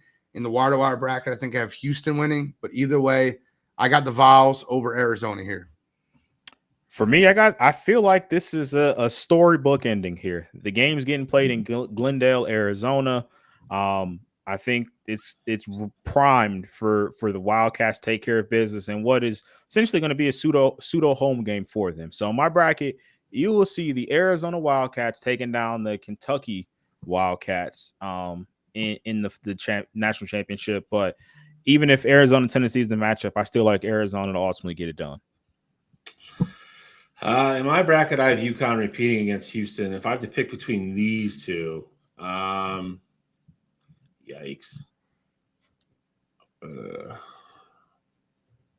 I don't care who you pick. I think this is a great matchup. I think it's a great Final Four group. It's a great matchup. I'm not mad at the teams. Can we put this exact bracket in just to see how it does? Can we put this exact bracket in the tournament? Like I can do it with my second bracket? Absolutely. All right, send this to me afterwards, and I'll be able to put it in. Okay, perfect. After I log in and do it. I just want to see how this bracket does. Just call it the show bracket. Yeah. Who are you picking, Bill? We need to give a winner here. Buddy bought you a beer, bro. He's a Vols fan. I love Caleb Love. I do love Caleb Love, but I like Tennessee's consistency more.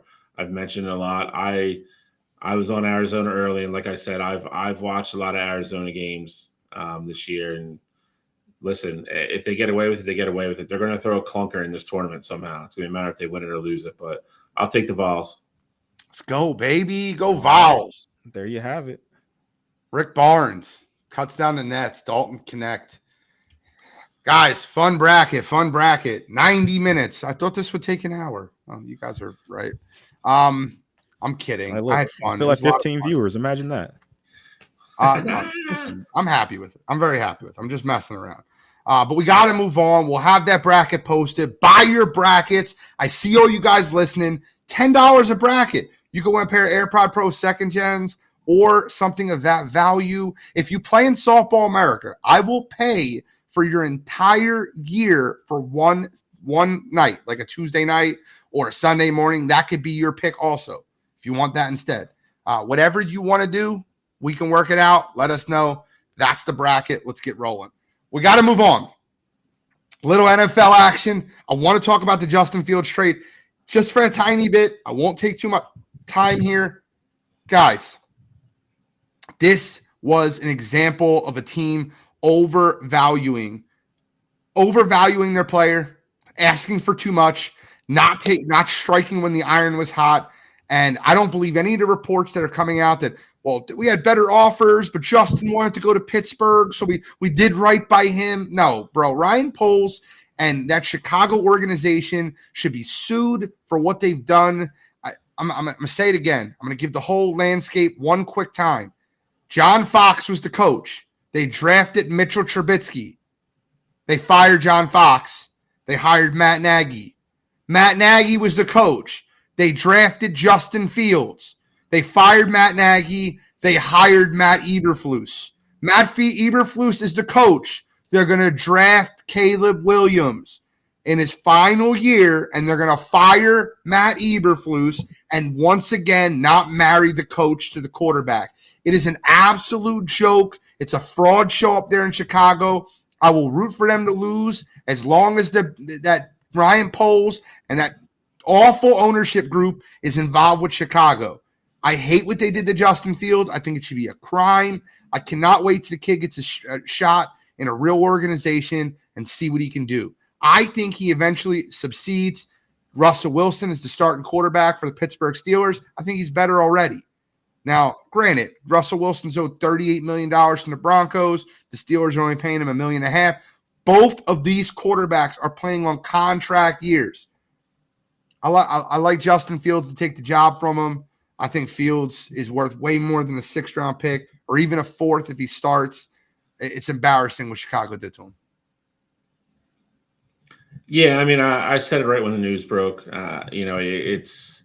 It's a shame. I mean, again, I think you look at, the players that had his back and, all the players that are already there that wanted him to stay and they wanted him to be the quarterback next year. They're in love with Caleb Williams. They think Caleb Williams is going to be a transcendent, quarterback. I mean, we'll see.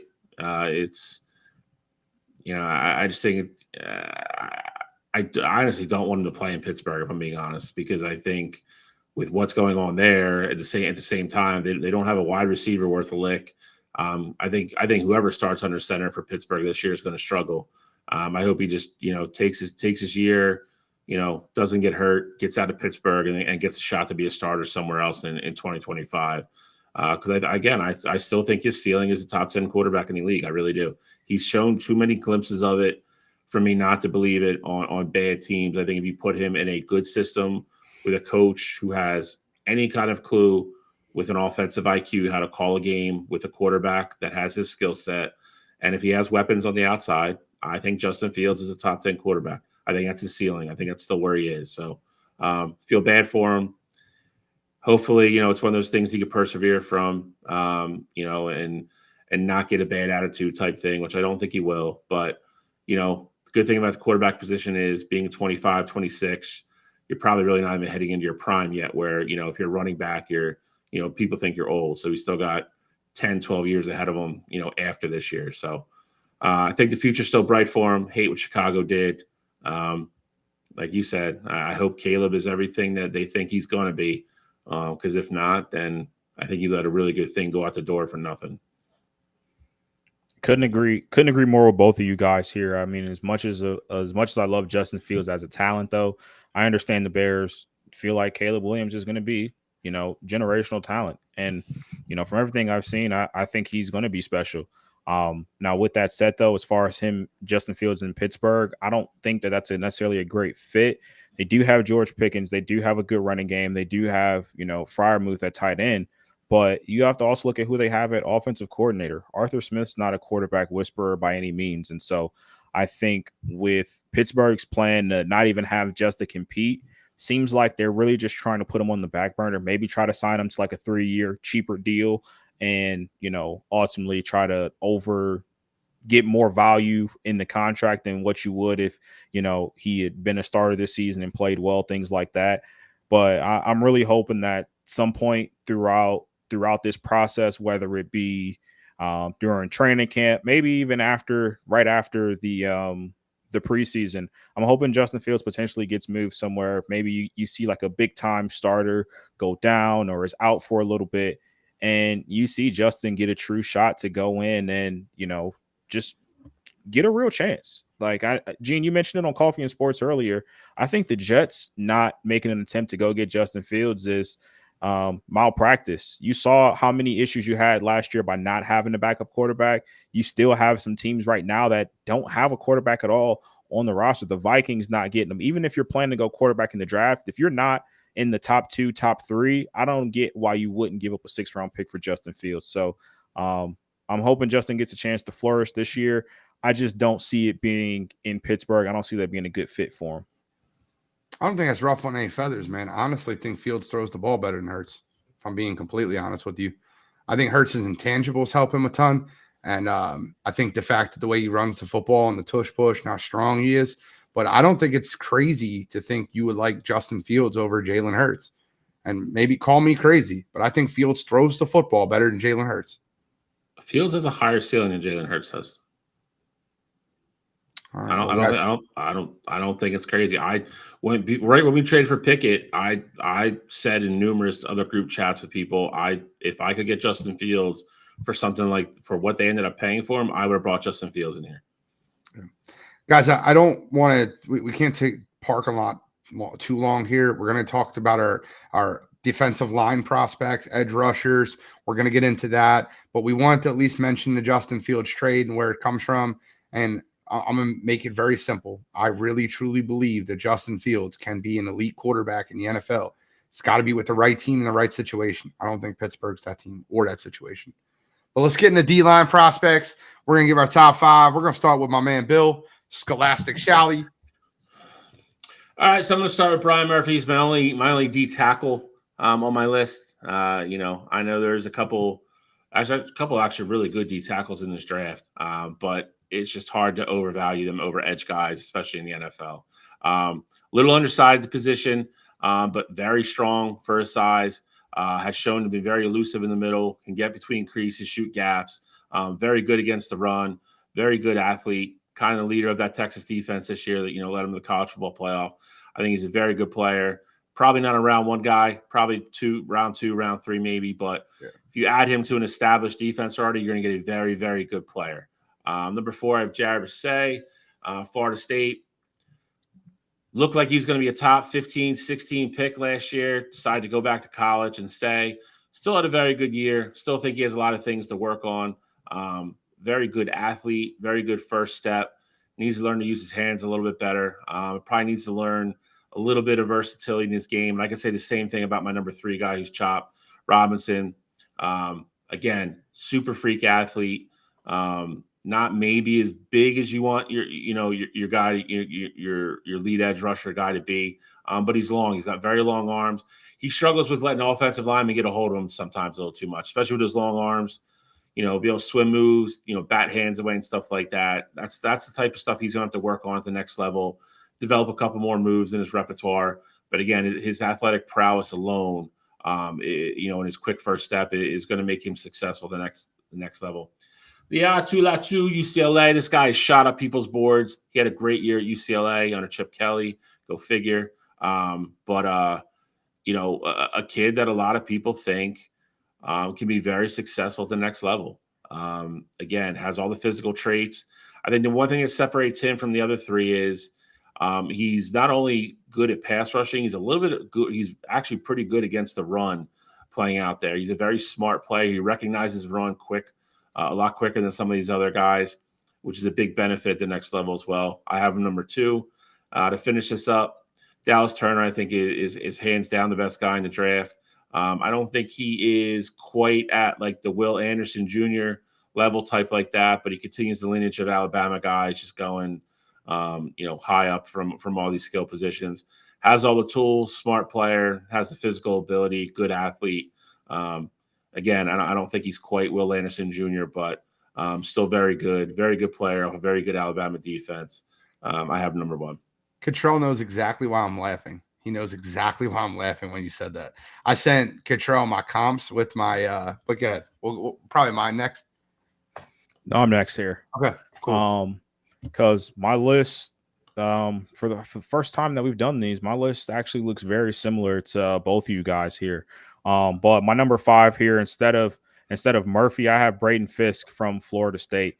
Braden Fisk is a high motor end. And, I know normally I'm down on the high motor guys, guy, ironically enough, who changed that for me is Aiden Hutchinson. Now, I'm not saying that's who Braden Fisk is going to be, but he plays with that same level of intensity, and he reminds me a lot of him when I see him on film. So I did want to include him in my top 5 here.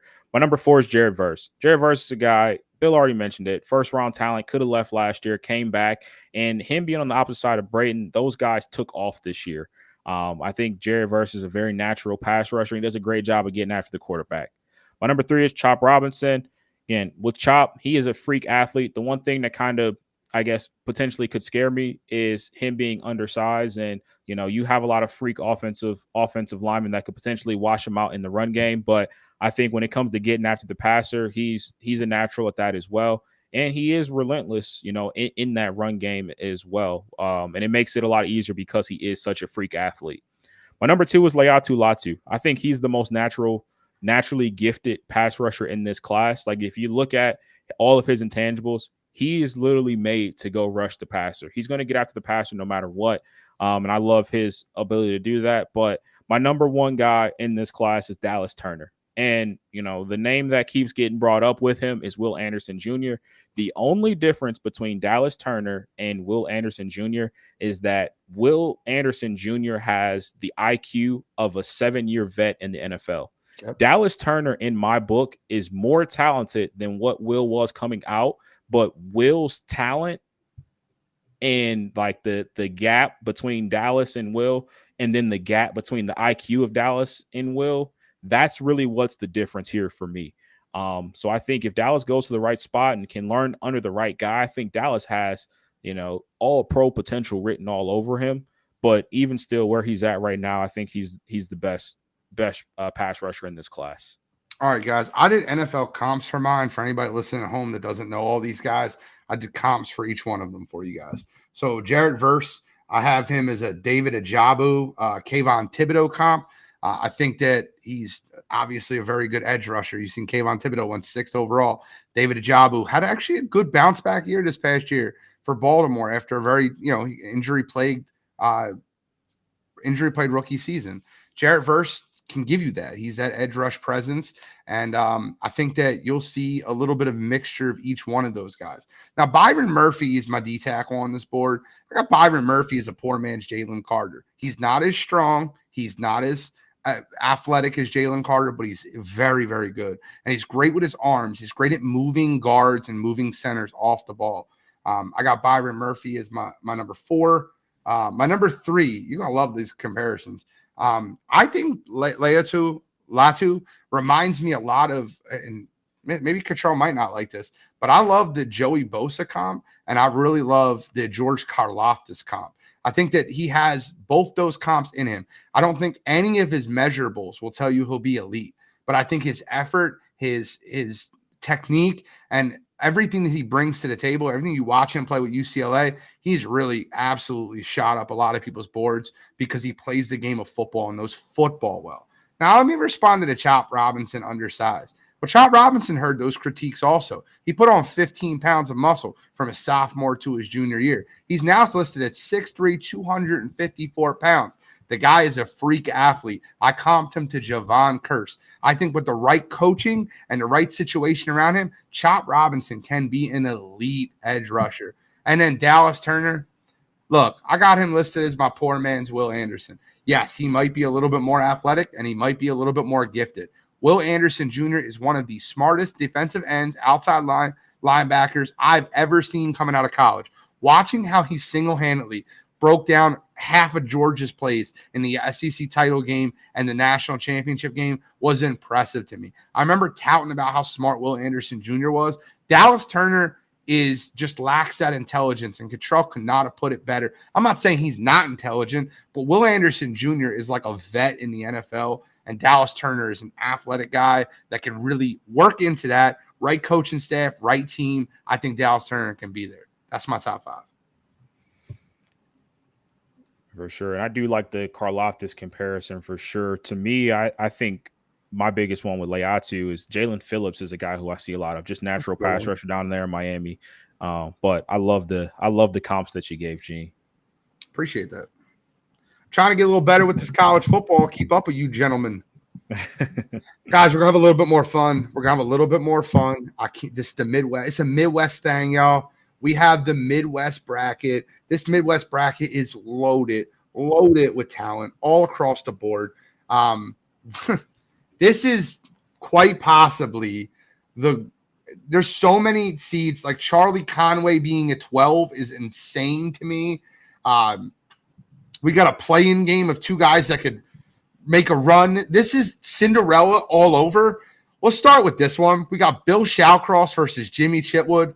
Wait, that's not Bill Shawcross. That's Jack Parkman. If you've ever played softball with Bill Shawcross, I think this man has mimicked Jack Parkman's swing and his stance. I've never seen anything like it. He gets in the box. He calls time. He gives the little shimmy when he's getting in the box. He gets his hips right.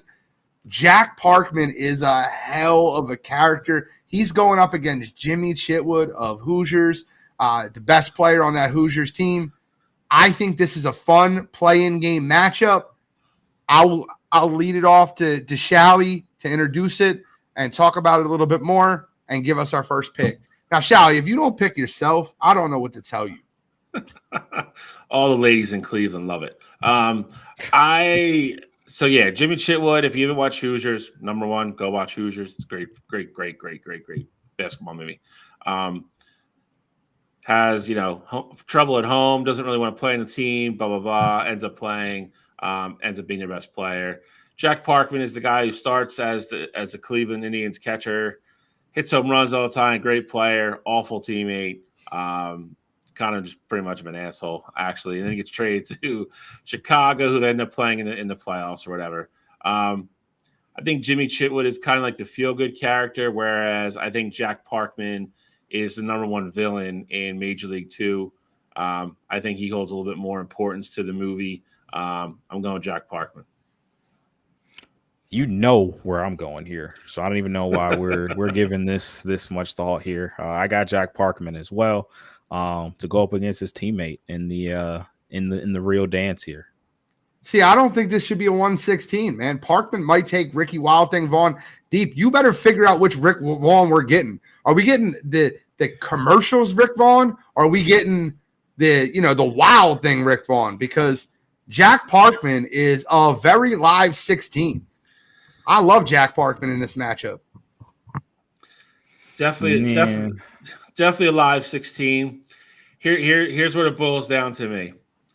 Ricky's obviously in two movies, but Jack Parkman gets the better of him at the beginning. But when the cards are on the table, the chips are all in the middle. And Jack Parkman 1-on-1, 3 straight fastballs, can't hit one. Got to give the nod to Ricky. Got to give him. He got it done when it mattered the most. If you hit this pitch, I'll let you rename it. Yep. How about the masturbator? I got Wild Thing in this one. We talk about Jack being a live 16 seed.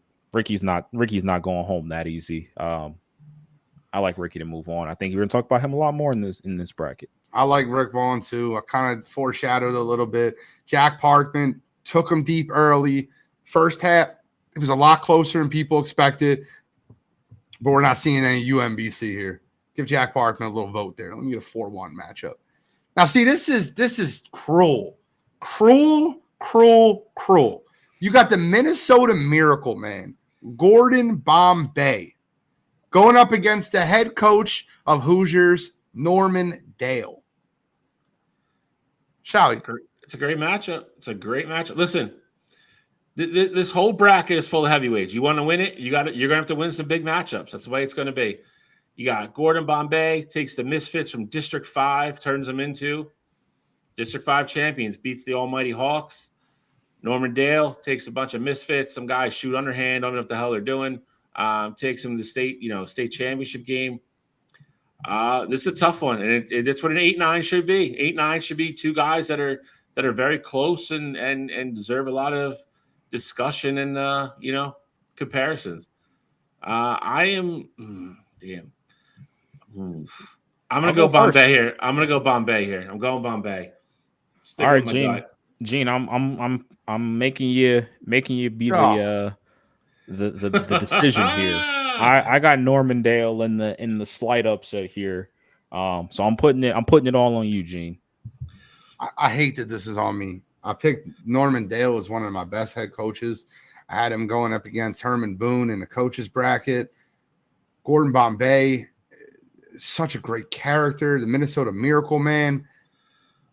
He was a terrible coach to start.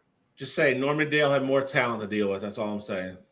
Listen, he did, but Goldberg had newspapers as hockey pads.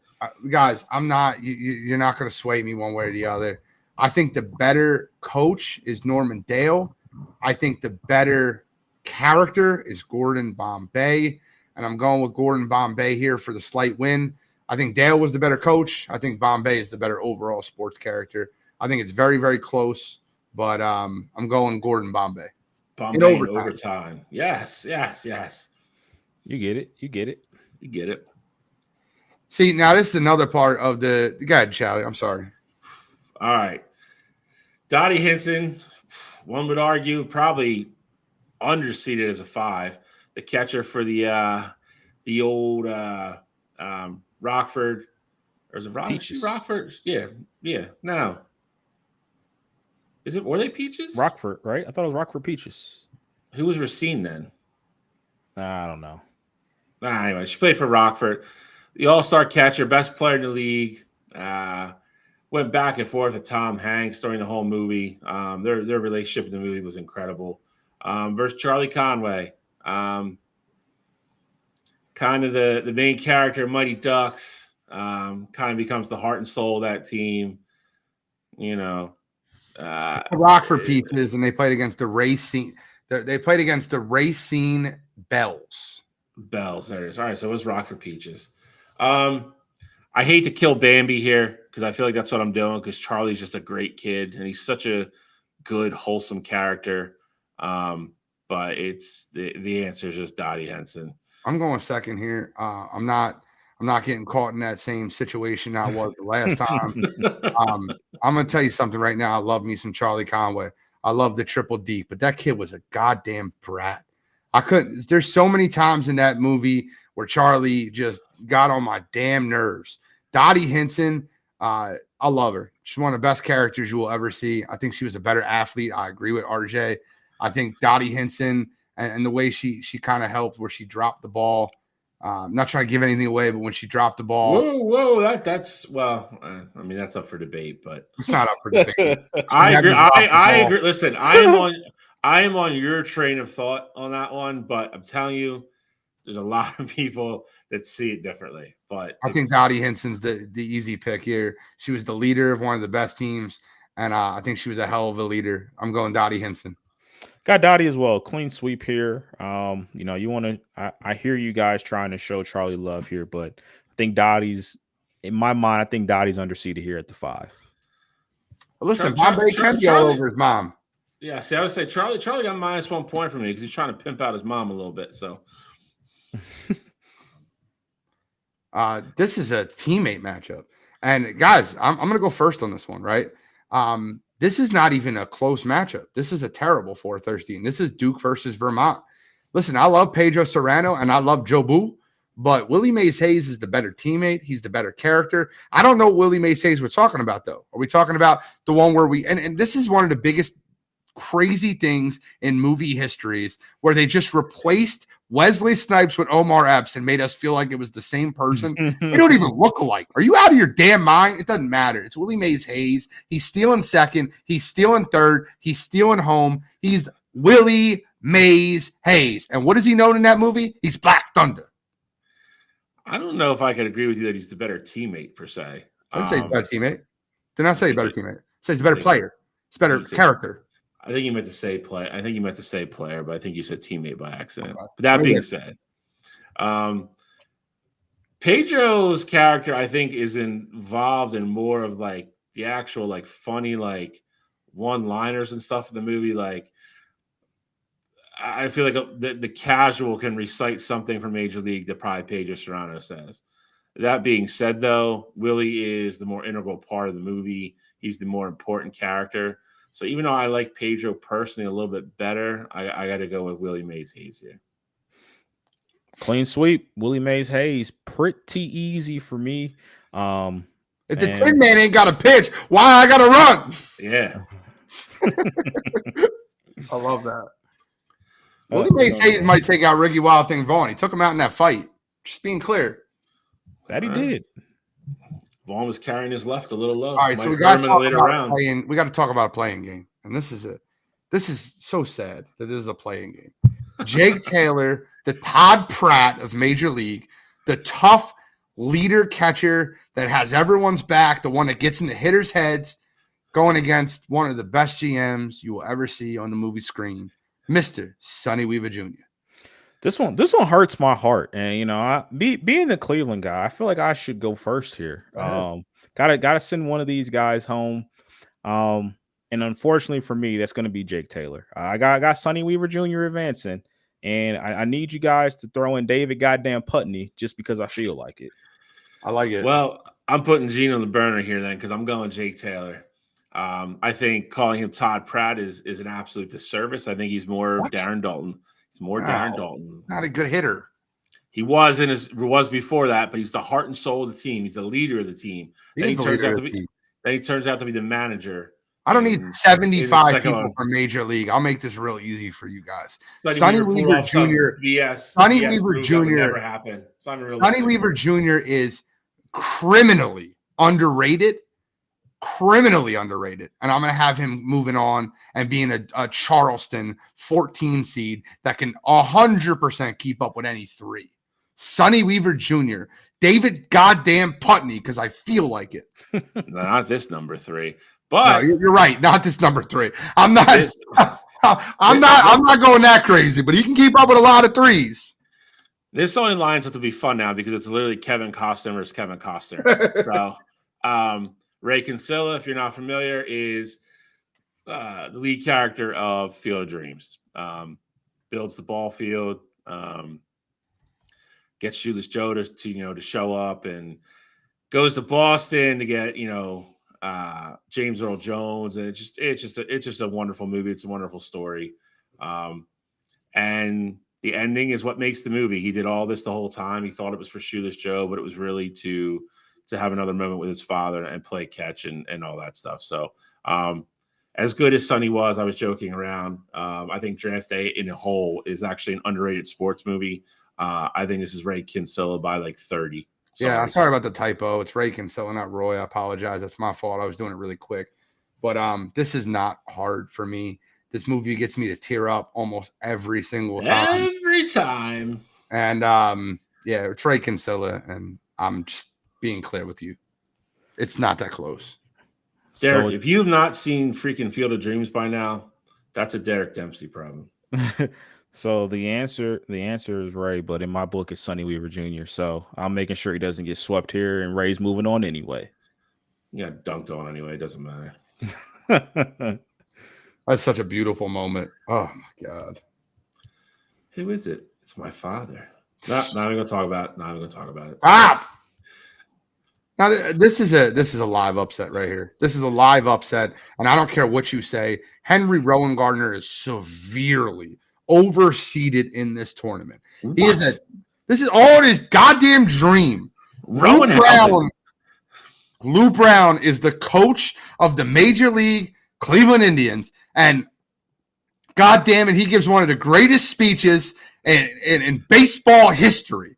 Lou Brown, and it's not even that close. The 11 runs away with it over the 6 Henry Rowan Gardner. Hey, look at this Chicago. Get the Henry Rowan Gardner out of here. Jack Stedman. The kid couldn't even run the damn bases. Rowan Gardner's out of here. Put the kids to bed. It's 9 p.m. Lou Brown moves on. While I'm going to agree with your pick, I'm not going to agree with you that Rowan Gardner was overseeded. I disagree. But it is Lou Brown. If you watch the first 15 minutes of that movie when they're at spring training, everything that comes out of that man's mouth is gold. It's just one-liner after one-liner. They're all hilarious. Everybody knows all of them. Lou Brown could be the Cinderella 11 of this whole bracket. Lou Brown all day for me. Whether it's a leg thing or a psychological thing or a heart attack. Who used heart attack? Me. We wear caps and sleeves at this level. Lou Brown definitely gets the clean sweep here, and Major League guys are dominating the Midwest bracket here. They're taking over. It's a great movie. I love it. They're well represented. They are. It's a great movie. It's an awesome movie. Awesome couple of movies, obviously. Well, the first two are. The third one is an abomination. This is a really fun matchup. I'll introduce this one. You got Jackie Moon from Semi-Pro. Will Ferrell, one of the funniest. He traded a player for a washing machine. GM, owner, extraordinaire, Jackie Moon going against Becky the Icebox O'Shea.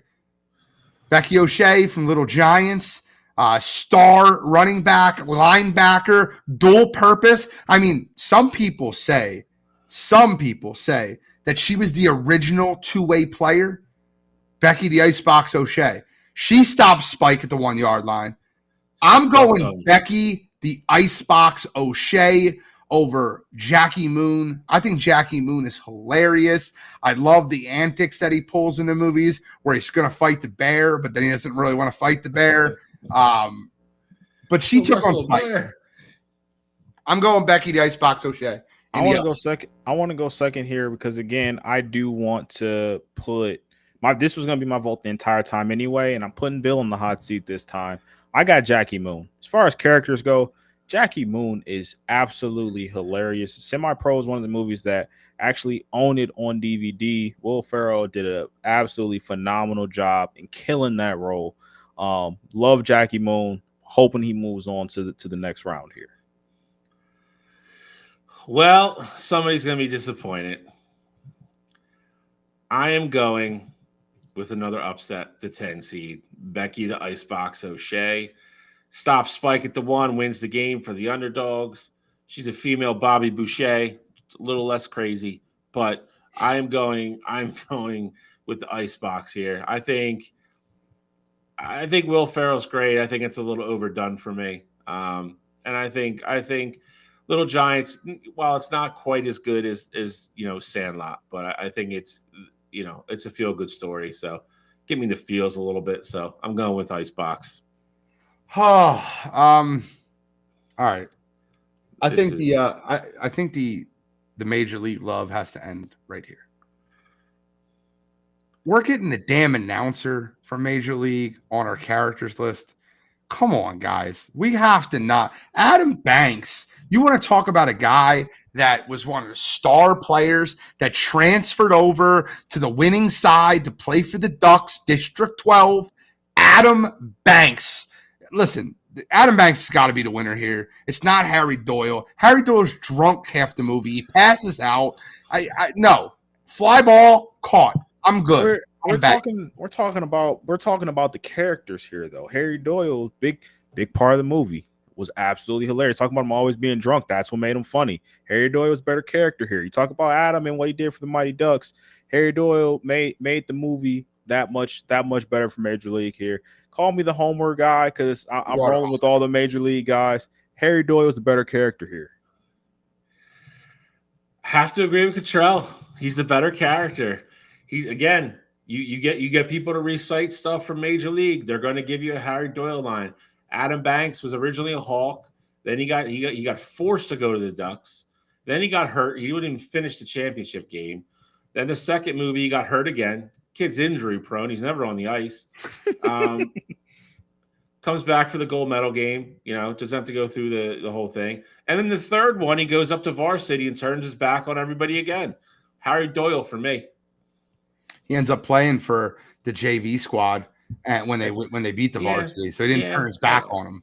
He got sent back down. That's all right. Harry Doyle's going to lose. Choice. That's all right. Harry Doyle's going to lose in a landslide to Jimmy Dugan. They both were going to, so it doesn't matter. Jimmy Dugan, and this is a whitewash. Can we be quick so we can get into our baseball? Jimmy Dugan might be minus money to come out of this bracket. 100%. That's my pick. My pick right now. Jimmy Dugan. he is. Tom Hanks is. It's. I know everybody says Forrest Gump and everything else. Jimmy Dugan is my favorite character that Tom Hanks has ever played. He was incredible. I really don't see it. I see one big matchup in the second round.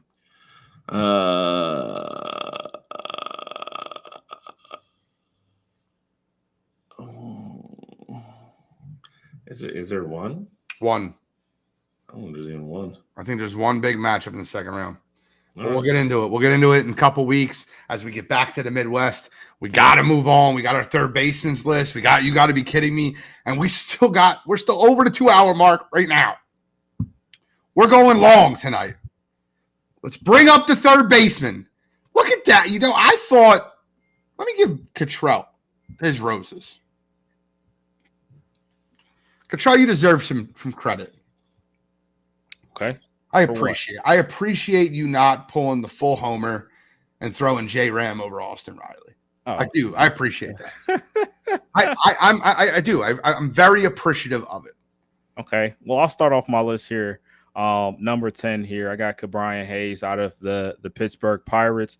I think with where he's at right now, you saw numbers wise where he was at 15 home runs last season, didn't play a full year. I think his numbers offensively will be better going into this upcoming season. But the big thing is that this is the guy that unseated Nolan Arenado from getting the Gold Glove for the 31st year in a row. And so I think for me, that says a lot about the kind of player that he is, not only offensively, but defensively as well. And I think he's just only going to improve. And, if he plays a full season, I think you could easily see his numbers at the plate get a lot better. To add in him where he's at defensively, no brainer for me that he's on my top 10 list. Number 10, I got Royce Lewis from Minnesota. Young guy, 25. Only has 70 major league games under his belt at this point. Did hit over 300 last year before getting hurt, missing the majority of the rest of the season.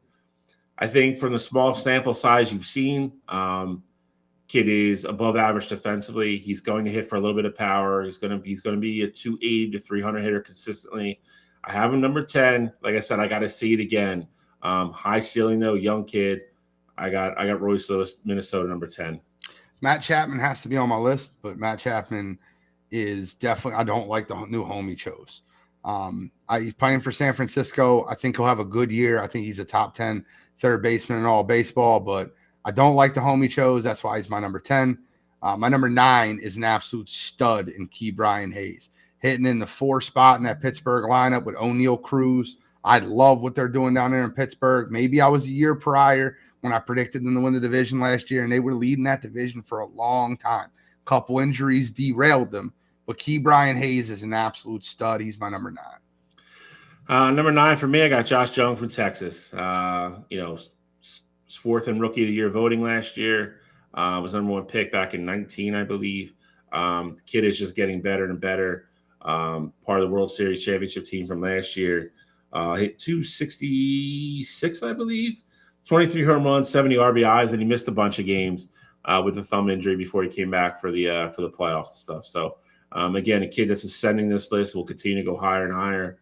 And he's benefited, has the benefit right now of being in the middle of a very, very good Texas Rangers lineup. So his numbers are going to improve as long as he can stay healthy this year. And for a bigger guy, he plays defense pretty well. So I got him number 9.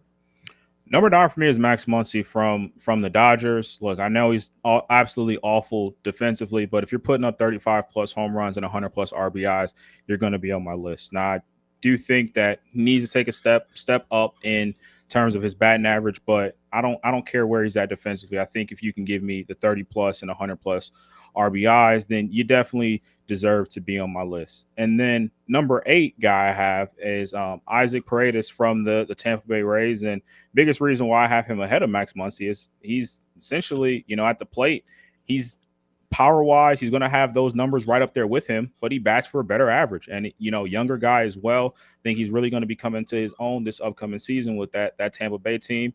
And I think you're going to see his numbers improve from where he was at last year. Number 8 for me is a guy that I put on my list last year, and I got laughed at, and I got called a homer, and I got scoffed at. And all the kid did went out and hit 274, hit 20 home runs, and had 97 RBIs for a Phillies team. 97 RBIs. I got great news for you. puts him fourth among all these third basemen in the league last year. I think he has another good year. He's going to be in the middle of that Phillies lineup that is going to score and is going to hit. He's improved defensively. Kid's great. He's absolutely a top 10 third baseman in the league. Kind of wild to me that Gene doesn't even have him on his list. But I think number 8 for me again, Alec Boehm. He's going to prove me right again. Have another great year. He deserves to be here. You mean talking about the gutless wonder that didn't show up in the playoffs? Yeah, I'm good. Josh Jung is my number 8, and let's talk about a guy. He's a big guy, hits the ball hard, hits the ball long ball, and for a big guy, he can play defense pretty well. I got him number 8, Josh Jung, in that Texas lineup. My number 7 is an absolute stud, and this guy could be top 5 if he remains healthy the whole year. Royce Lewis, he got hurt, but he was batting over 300, absolutely crushing the ball. He's the best player on that Minnesota Twins lineup this year. I'm telling you right now, Royce Lewis is going to lead that team to the playoffs and lead that team to a division title. He's an absolute stud. Be prepared for the Royce Lewis show. Number 7 for me, I have Isaac Paredes. The kid, I don't want to say guy, he's still a kid. He's 25. Came out of nowhere last year. There's only three third basemen in the league that have hit 31 home runs or 98 RBIs, and he's one of them. Kid is getting better defensively. Let Tampa Bay move some guys around the other places. It's a kid they were very high on for a very long time, showed up in the league last year, and absolutely had an absolute breakout year. I think he has another great year. Again, I think his numbers continue to improve. Love to see his batting average go up a little bit. He's kind of 250. He's kind of really falling into that like prototypical power hitter thing. But I think he can cut down on that with discipline. I think he can be a 270 hitter if he wants to be. So I still think there's room for him to improve. I think he has a higher ceiling than what he's shown so far, which is incredible. Number 7 for me. Number 7 for me is Royce Lewis of the Twins. I think this is a guy who, for me at least, kind of came out of nowhere, and his numbers look great for him only playing 50-something games. I think if he stays healthy for a full season, seems to be like the ongoing trend with those Twins players. They have a lot of great players that can't stay healthy the entire year, but I think Royce Lewis is going to be primed for another great year. And if his numbers go all the way, 7 might even be kind of low for him. Number 6 for me, I have Alex Bregman of the Houston Astros.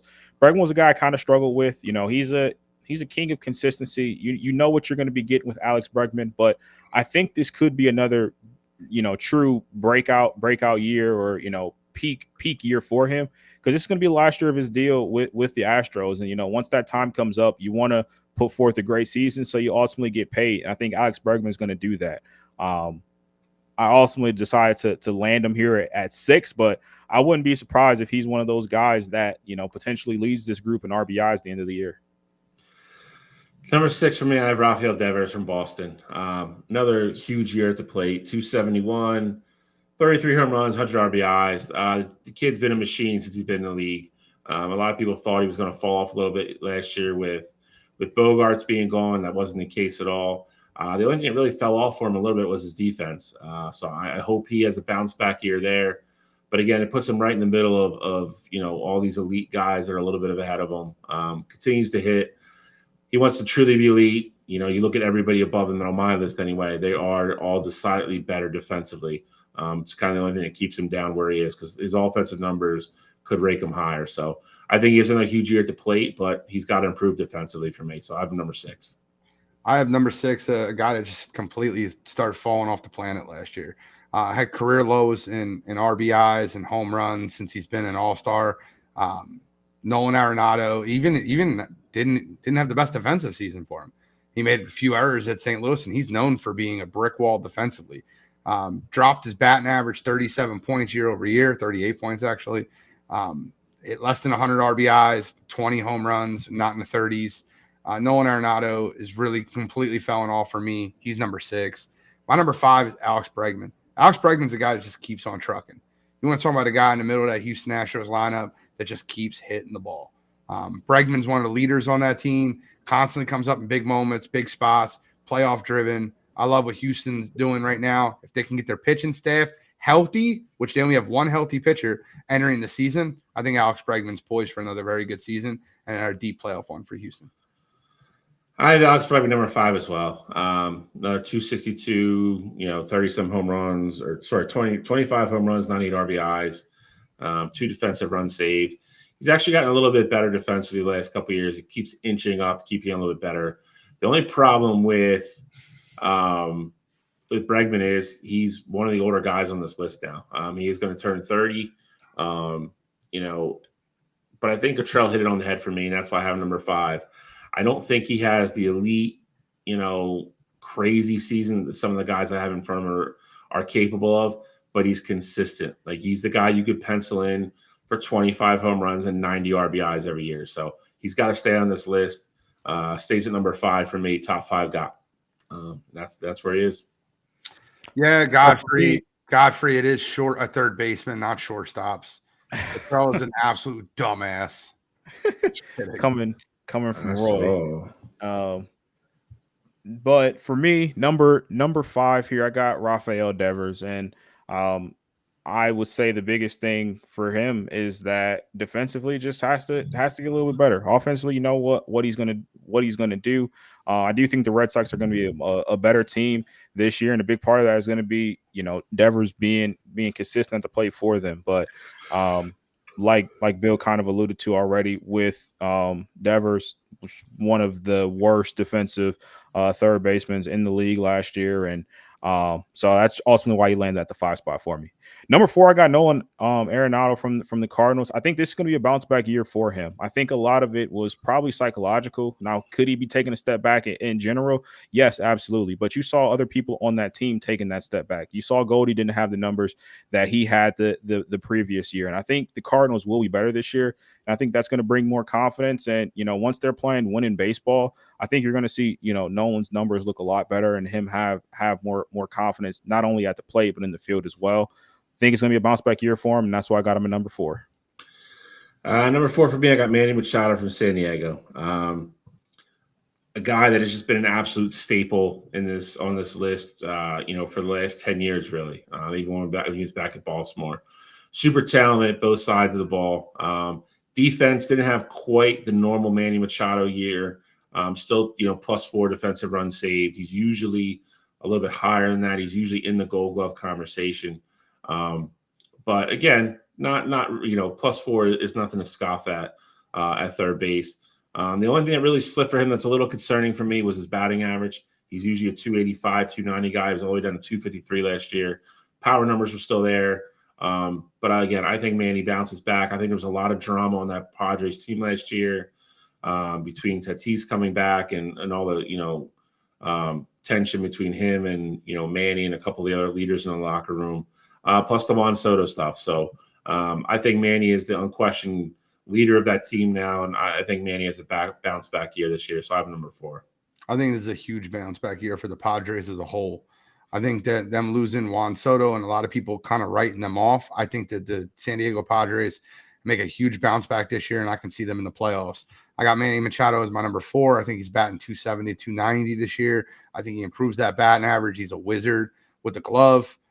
I love Manny Machado. He's number 4. Number 3 is a guy I think that really hits his absolute prime this year. 27 years old. Last year, he was, in my opinion, on a team that was just not playing well.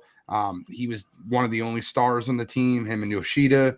I think Devers really picks it up this year. I think Boston has a bounce back year. I think they compete for a playoff spot, and I think Rafael Devers is the reason they do it.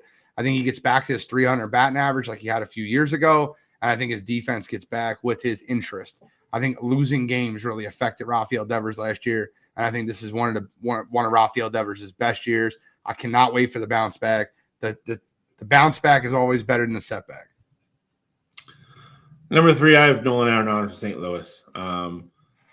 Not his best year last year. Same kind of as, both Gene and Cottrell have alluded to already.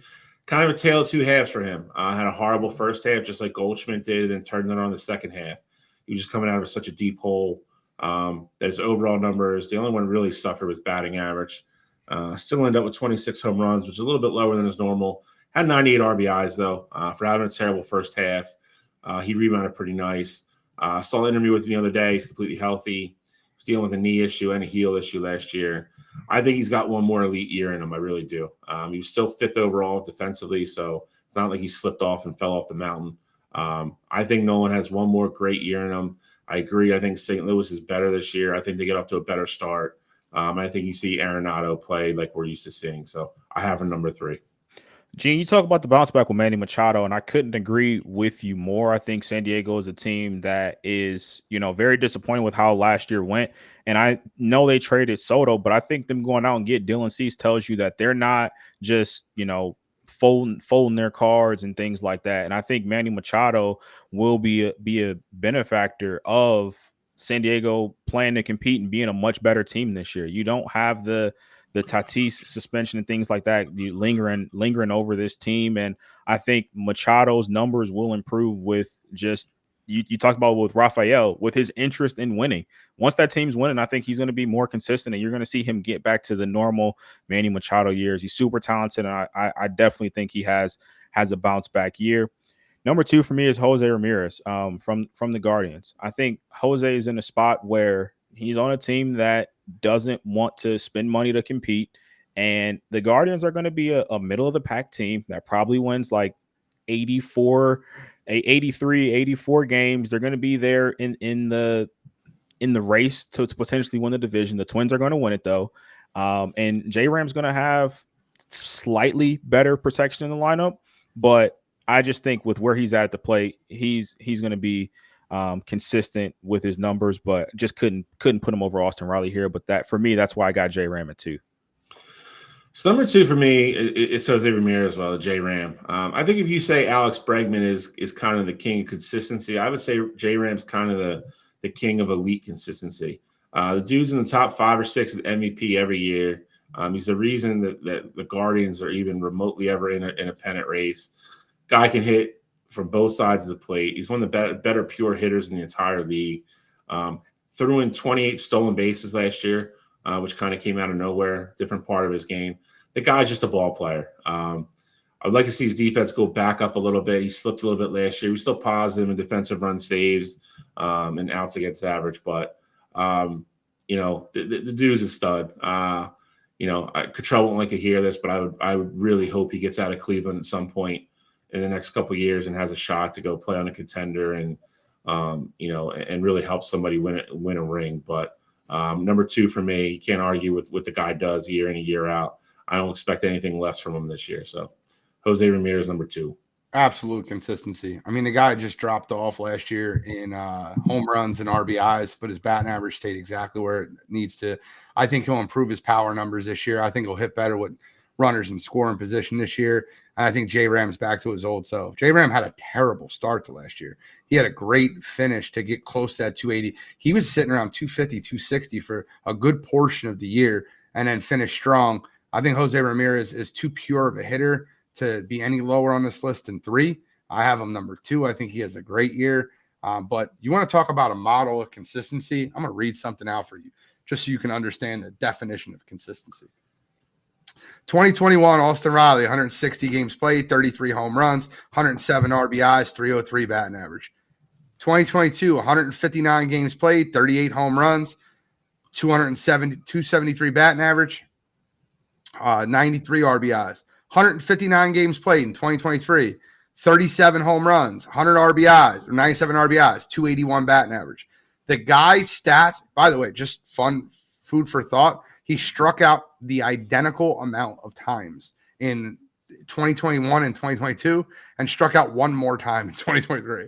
The guy is a model of consistency, and he's an absolute leader. He crushes the middle of the zone, and he's got absolute protection in that Braves lineup. He's in one of the best lineups in baseball where you always have Acuna on and you always have protection with Olsen behind you. Austin Riley is a stud, and to think that the Braves almost gave up on this kid, I kind of wish they would have. Austin Riley is my number 1 third baseman this year. Austin Riley, number 1 for me as well. Kid is working himself into kind of the Gold Glove conversation. He's a bigger guy. He's built like a linebacker. He's kind of built on that Scott Rowland mold. A really big guy that you don't think should move as well or be as agile as he is, and he is. Great defensively, like Gene said. After they brought him up for the first year, a lot of rumblings in Atlanta that they thought he wasn't going to be what he was going to be, and they were going to move on. I'm guessing somebody made the right decision there. Kids in a stack lineup, his numbers aren't going to go anywhere. I mean, there's not much more to say after what Gene said. If he continues to hit, his numbers are going to be there. He's in the top, he's in one of the top 3 lineups in all of Major League Baseball. Young kid still too. Like you said, you got Acuna and Olsen behind him. So he's not going anywhere. Wouldn't be surprised if he's number 1 again next year. Austin Riley just continues to put up monster numbers. Number 1 for me. And the crazy part with Austin Riley is that he's a guy that could really be overlooked in that Atlanta lineup just because it is so good. And, 37 home runs on most teams, it's like, hey, he's the best player on the team and he's the catalyst, things like that. But when you got Matt Olson and Acuna Jr. on your team, you're kind of like the ugly stepchild. But Austin Riley is the best third baseman in baseball. Again, you talk about consistency. He's going to be that guy. He's going to hit, close to 40 home runs this year and bat consistently in the 280 range. So I got Austin Riley as my number 1 third baseman as well. I'll tell you what, this might come against some flack or whatever, but when that Phillies team played that Braves team, the player I wanted to see least in that lineup with the game on the line was Austin Riley. He hit that big home run off of Alvarado to end up winning, to taking the lead in game 2. Austin Riley is just another caliber of player. Let's get into You Got to Be Kidding Me, gentlemen. All right, so I will start us off here like I do pretty much every week here. And for me this week, I'm going with Caden Proctor from Alabama or from Iowa or from Alabama, I mean. And this is a kid that five-star tackle that was on Alabama's roster last season, highly touted prospect. And, Nick Saban retired and he decided that, hey, Alabama maybe isn't for me anymore. I want to go somewhere else. And he had an entire scandal about, early contact from Iowa and how, they basically, as soon as the transfer portal window opened, he had signed pretty much immediately and the NCAA did some investigations. Iowa ended up self-reporting a violation in that process. But since all of that has happened, that was back in January. Now that it's April, well, it's about to be April, March, the portal opened back up in April. Caden Proctor apparently went on a spring break vacation with some of his former Alabama teammates, and I guess they've talked him into coming back to Alabama. So from January, him going to Iowa, now he's going to be going back to Alabama, once that time comes. This is the part of the portal that I don't like, and I think kids are going to potentially take advantage of in the future. So this week for me, Caden Proctor flipping and flopping and, just really not having it all together. You gotta be kidding me. I don't have one. I was going to use Dak's dumb brother, but I talk about Dak Prescott enough on this show, so I'm letting it go. I mean, you should use it. It's terrible. It's a really ridiculous. Dak's brother is an absolute moron.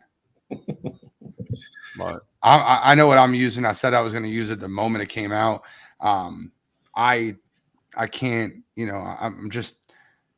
I'm floored at how immature 2 young NBA basketball players, Grady Dick and Anthony Black, are. You watched the whole thing. You've seen it. I've clipped the video. I put it on our TikTok. If you don't know, Grady Dick and Anthony Black are 2 young NBA basketball players. Decided they wanted to do a jersey swap, and they knew exactly what they were doing. They grabbed the cameraman. Come take a picture of us. And they put out one of the, I guess, lewdest pictures that you can put out as far as putting their jerseys next to each other. I'll let you guys figure out what it was. Grady Dick, Anthony Black. But the part that bothers me the most is they didn't have any foresight to understand, the cameraman ended up getting fired because of it. There's a lot of different situations that end up happening. A reporter from the network got fined for it. The NBA has kids watching the show, and it was on a televised game in which it was televised on TV. And this is just it's not a family oriented thing. I thought it was very lewd. I thought it was a horrible gesture. And you can call me a curmudgeon and you can call me a crybaby or whatever you want to call me. I think it's super immature, and that's a high school prank. That's not NBA. That's not what professionals do. And for that, this week, Anthony Black and Grady Dick. You gotta be kidding me. That's a fun show, gentlemen. We went 2.5 hours. First 14 minutes without Showie as he got his camera situated. Went through an entire bracket. We went through the Midwest third baseman's list. Talked about Justin Fields. Guys, I appreciate if you're still with us. I appreciate you guys. If you give us a like, subscribe, download, check us out on YouTube, Twitch, anywhere you can listen to podcasts. Any final thoughts, Mr. Cottrell Simpson? No, I got nothing for me. I'm just excited to get to start watching these basketball games tomorrow, and hoping you guys get more of the brackets in. I know we talked about it earlier, but keep getting your brackets in. It's fun. You don't even have to know anything about basketball. Hell, you could have put in a random bracket last year and probably did better than 95% of us. So even if you're not a big college basketball guy, still getting on the bracket, you go cool prizes, and you just never know when the tournament starts going. Tom Gallo still shooting Shally from the rooftops. I see you, Tommy. But yeah, I mean, yeah, do your brackets. It takes 10 minutes. Like you said, I mean, I know some people have like put ones in where they flip coins and they win pools. $10, put it in. It's fun. It's fun to track. We talk about it on the show all the time. It's a good time. So, between that and then, yeah, I mean, March Madness starts tomorrow, which is great. It's a great time of year. Other than Super Bowl and like college football playoff, this is my favorite time of year. You got March Madness. Major League Baseball starts next week, and then the Masters is the week after that. So this is like, kind of like Christmas Eve for me. I absolutely cannot wait for tomorrow. Spend the whole day watching March Madness. I cleared my entire schedule. I'll be watching basketball from noon until 1 a.m. Cannot wait. Yep. Thank you guys so much for tuning in to Wire2Wire Sports Podcast. Check out all the content, Wire2Wire Podcast Network. We got Coffee and Sports tomorrow, the N1 Podcast tomorrow. And then Friday, we got Road to Gold. And then who's Saturday? Who's up for real to real? Real recognize real this week. We got Peyton Wilson from the NC State Wolfpack. I like it. Well, thank you guys for tuning in this week. I'm the NFL genius, Gene Walzak. That's Kent State's own, Cleveland's own College Cottrell, Scholastic, Uncle Shally, and we are signing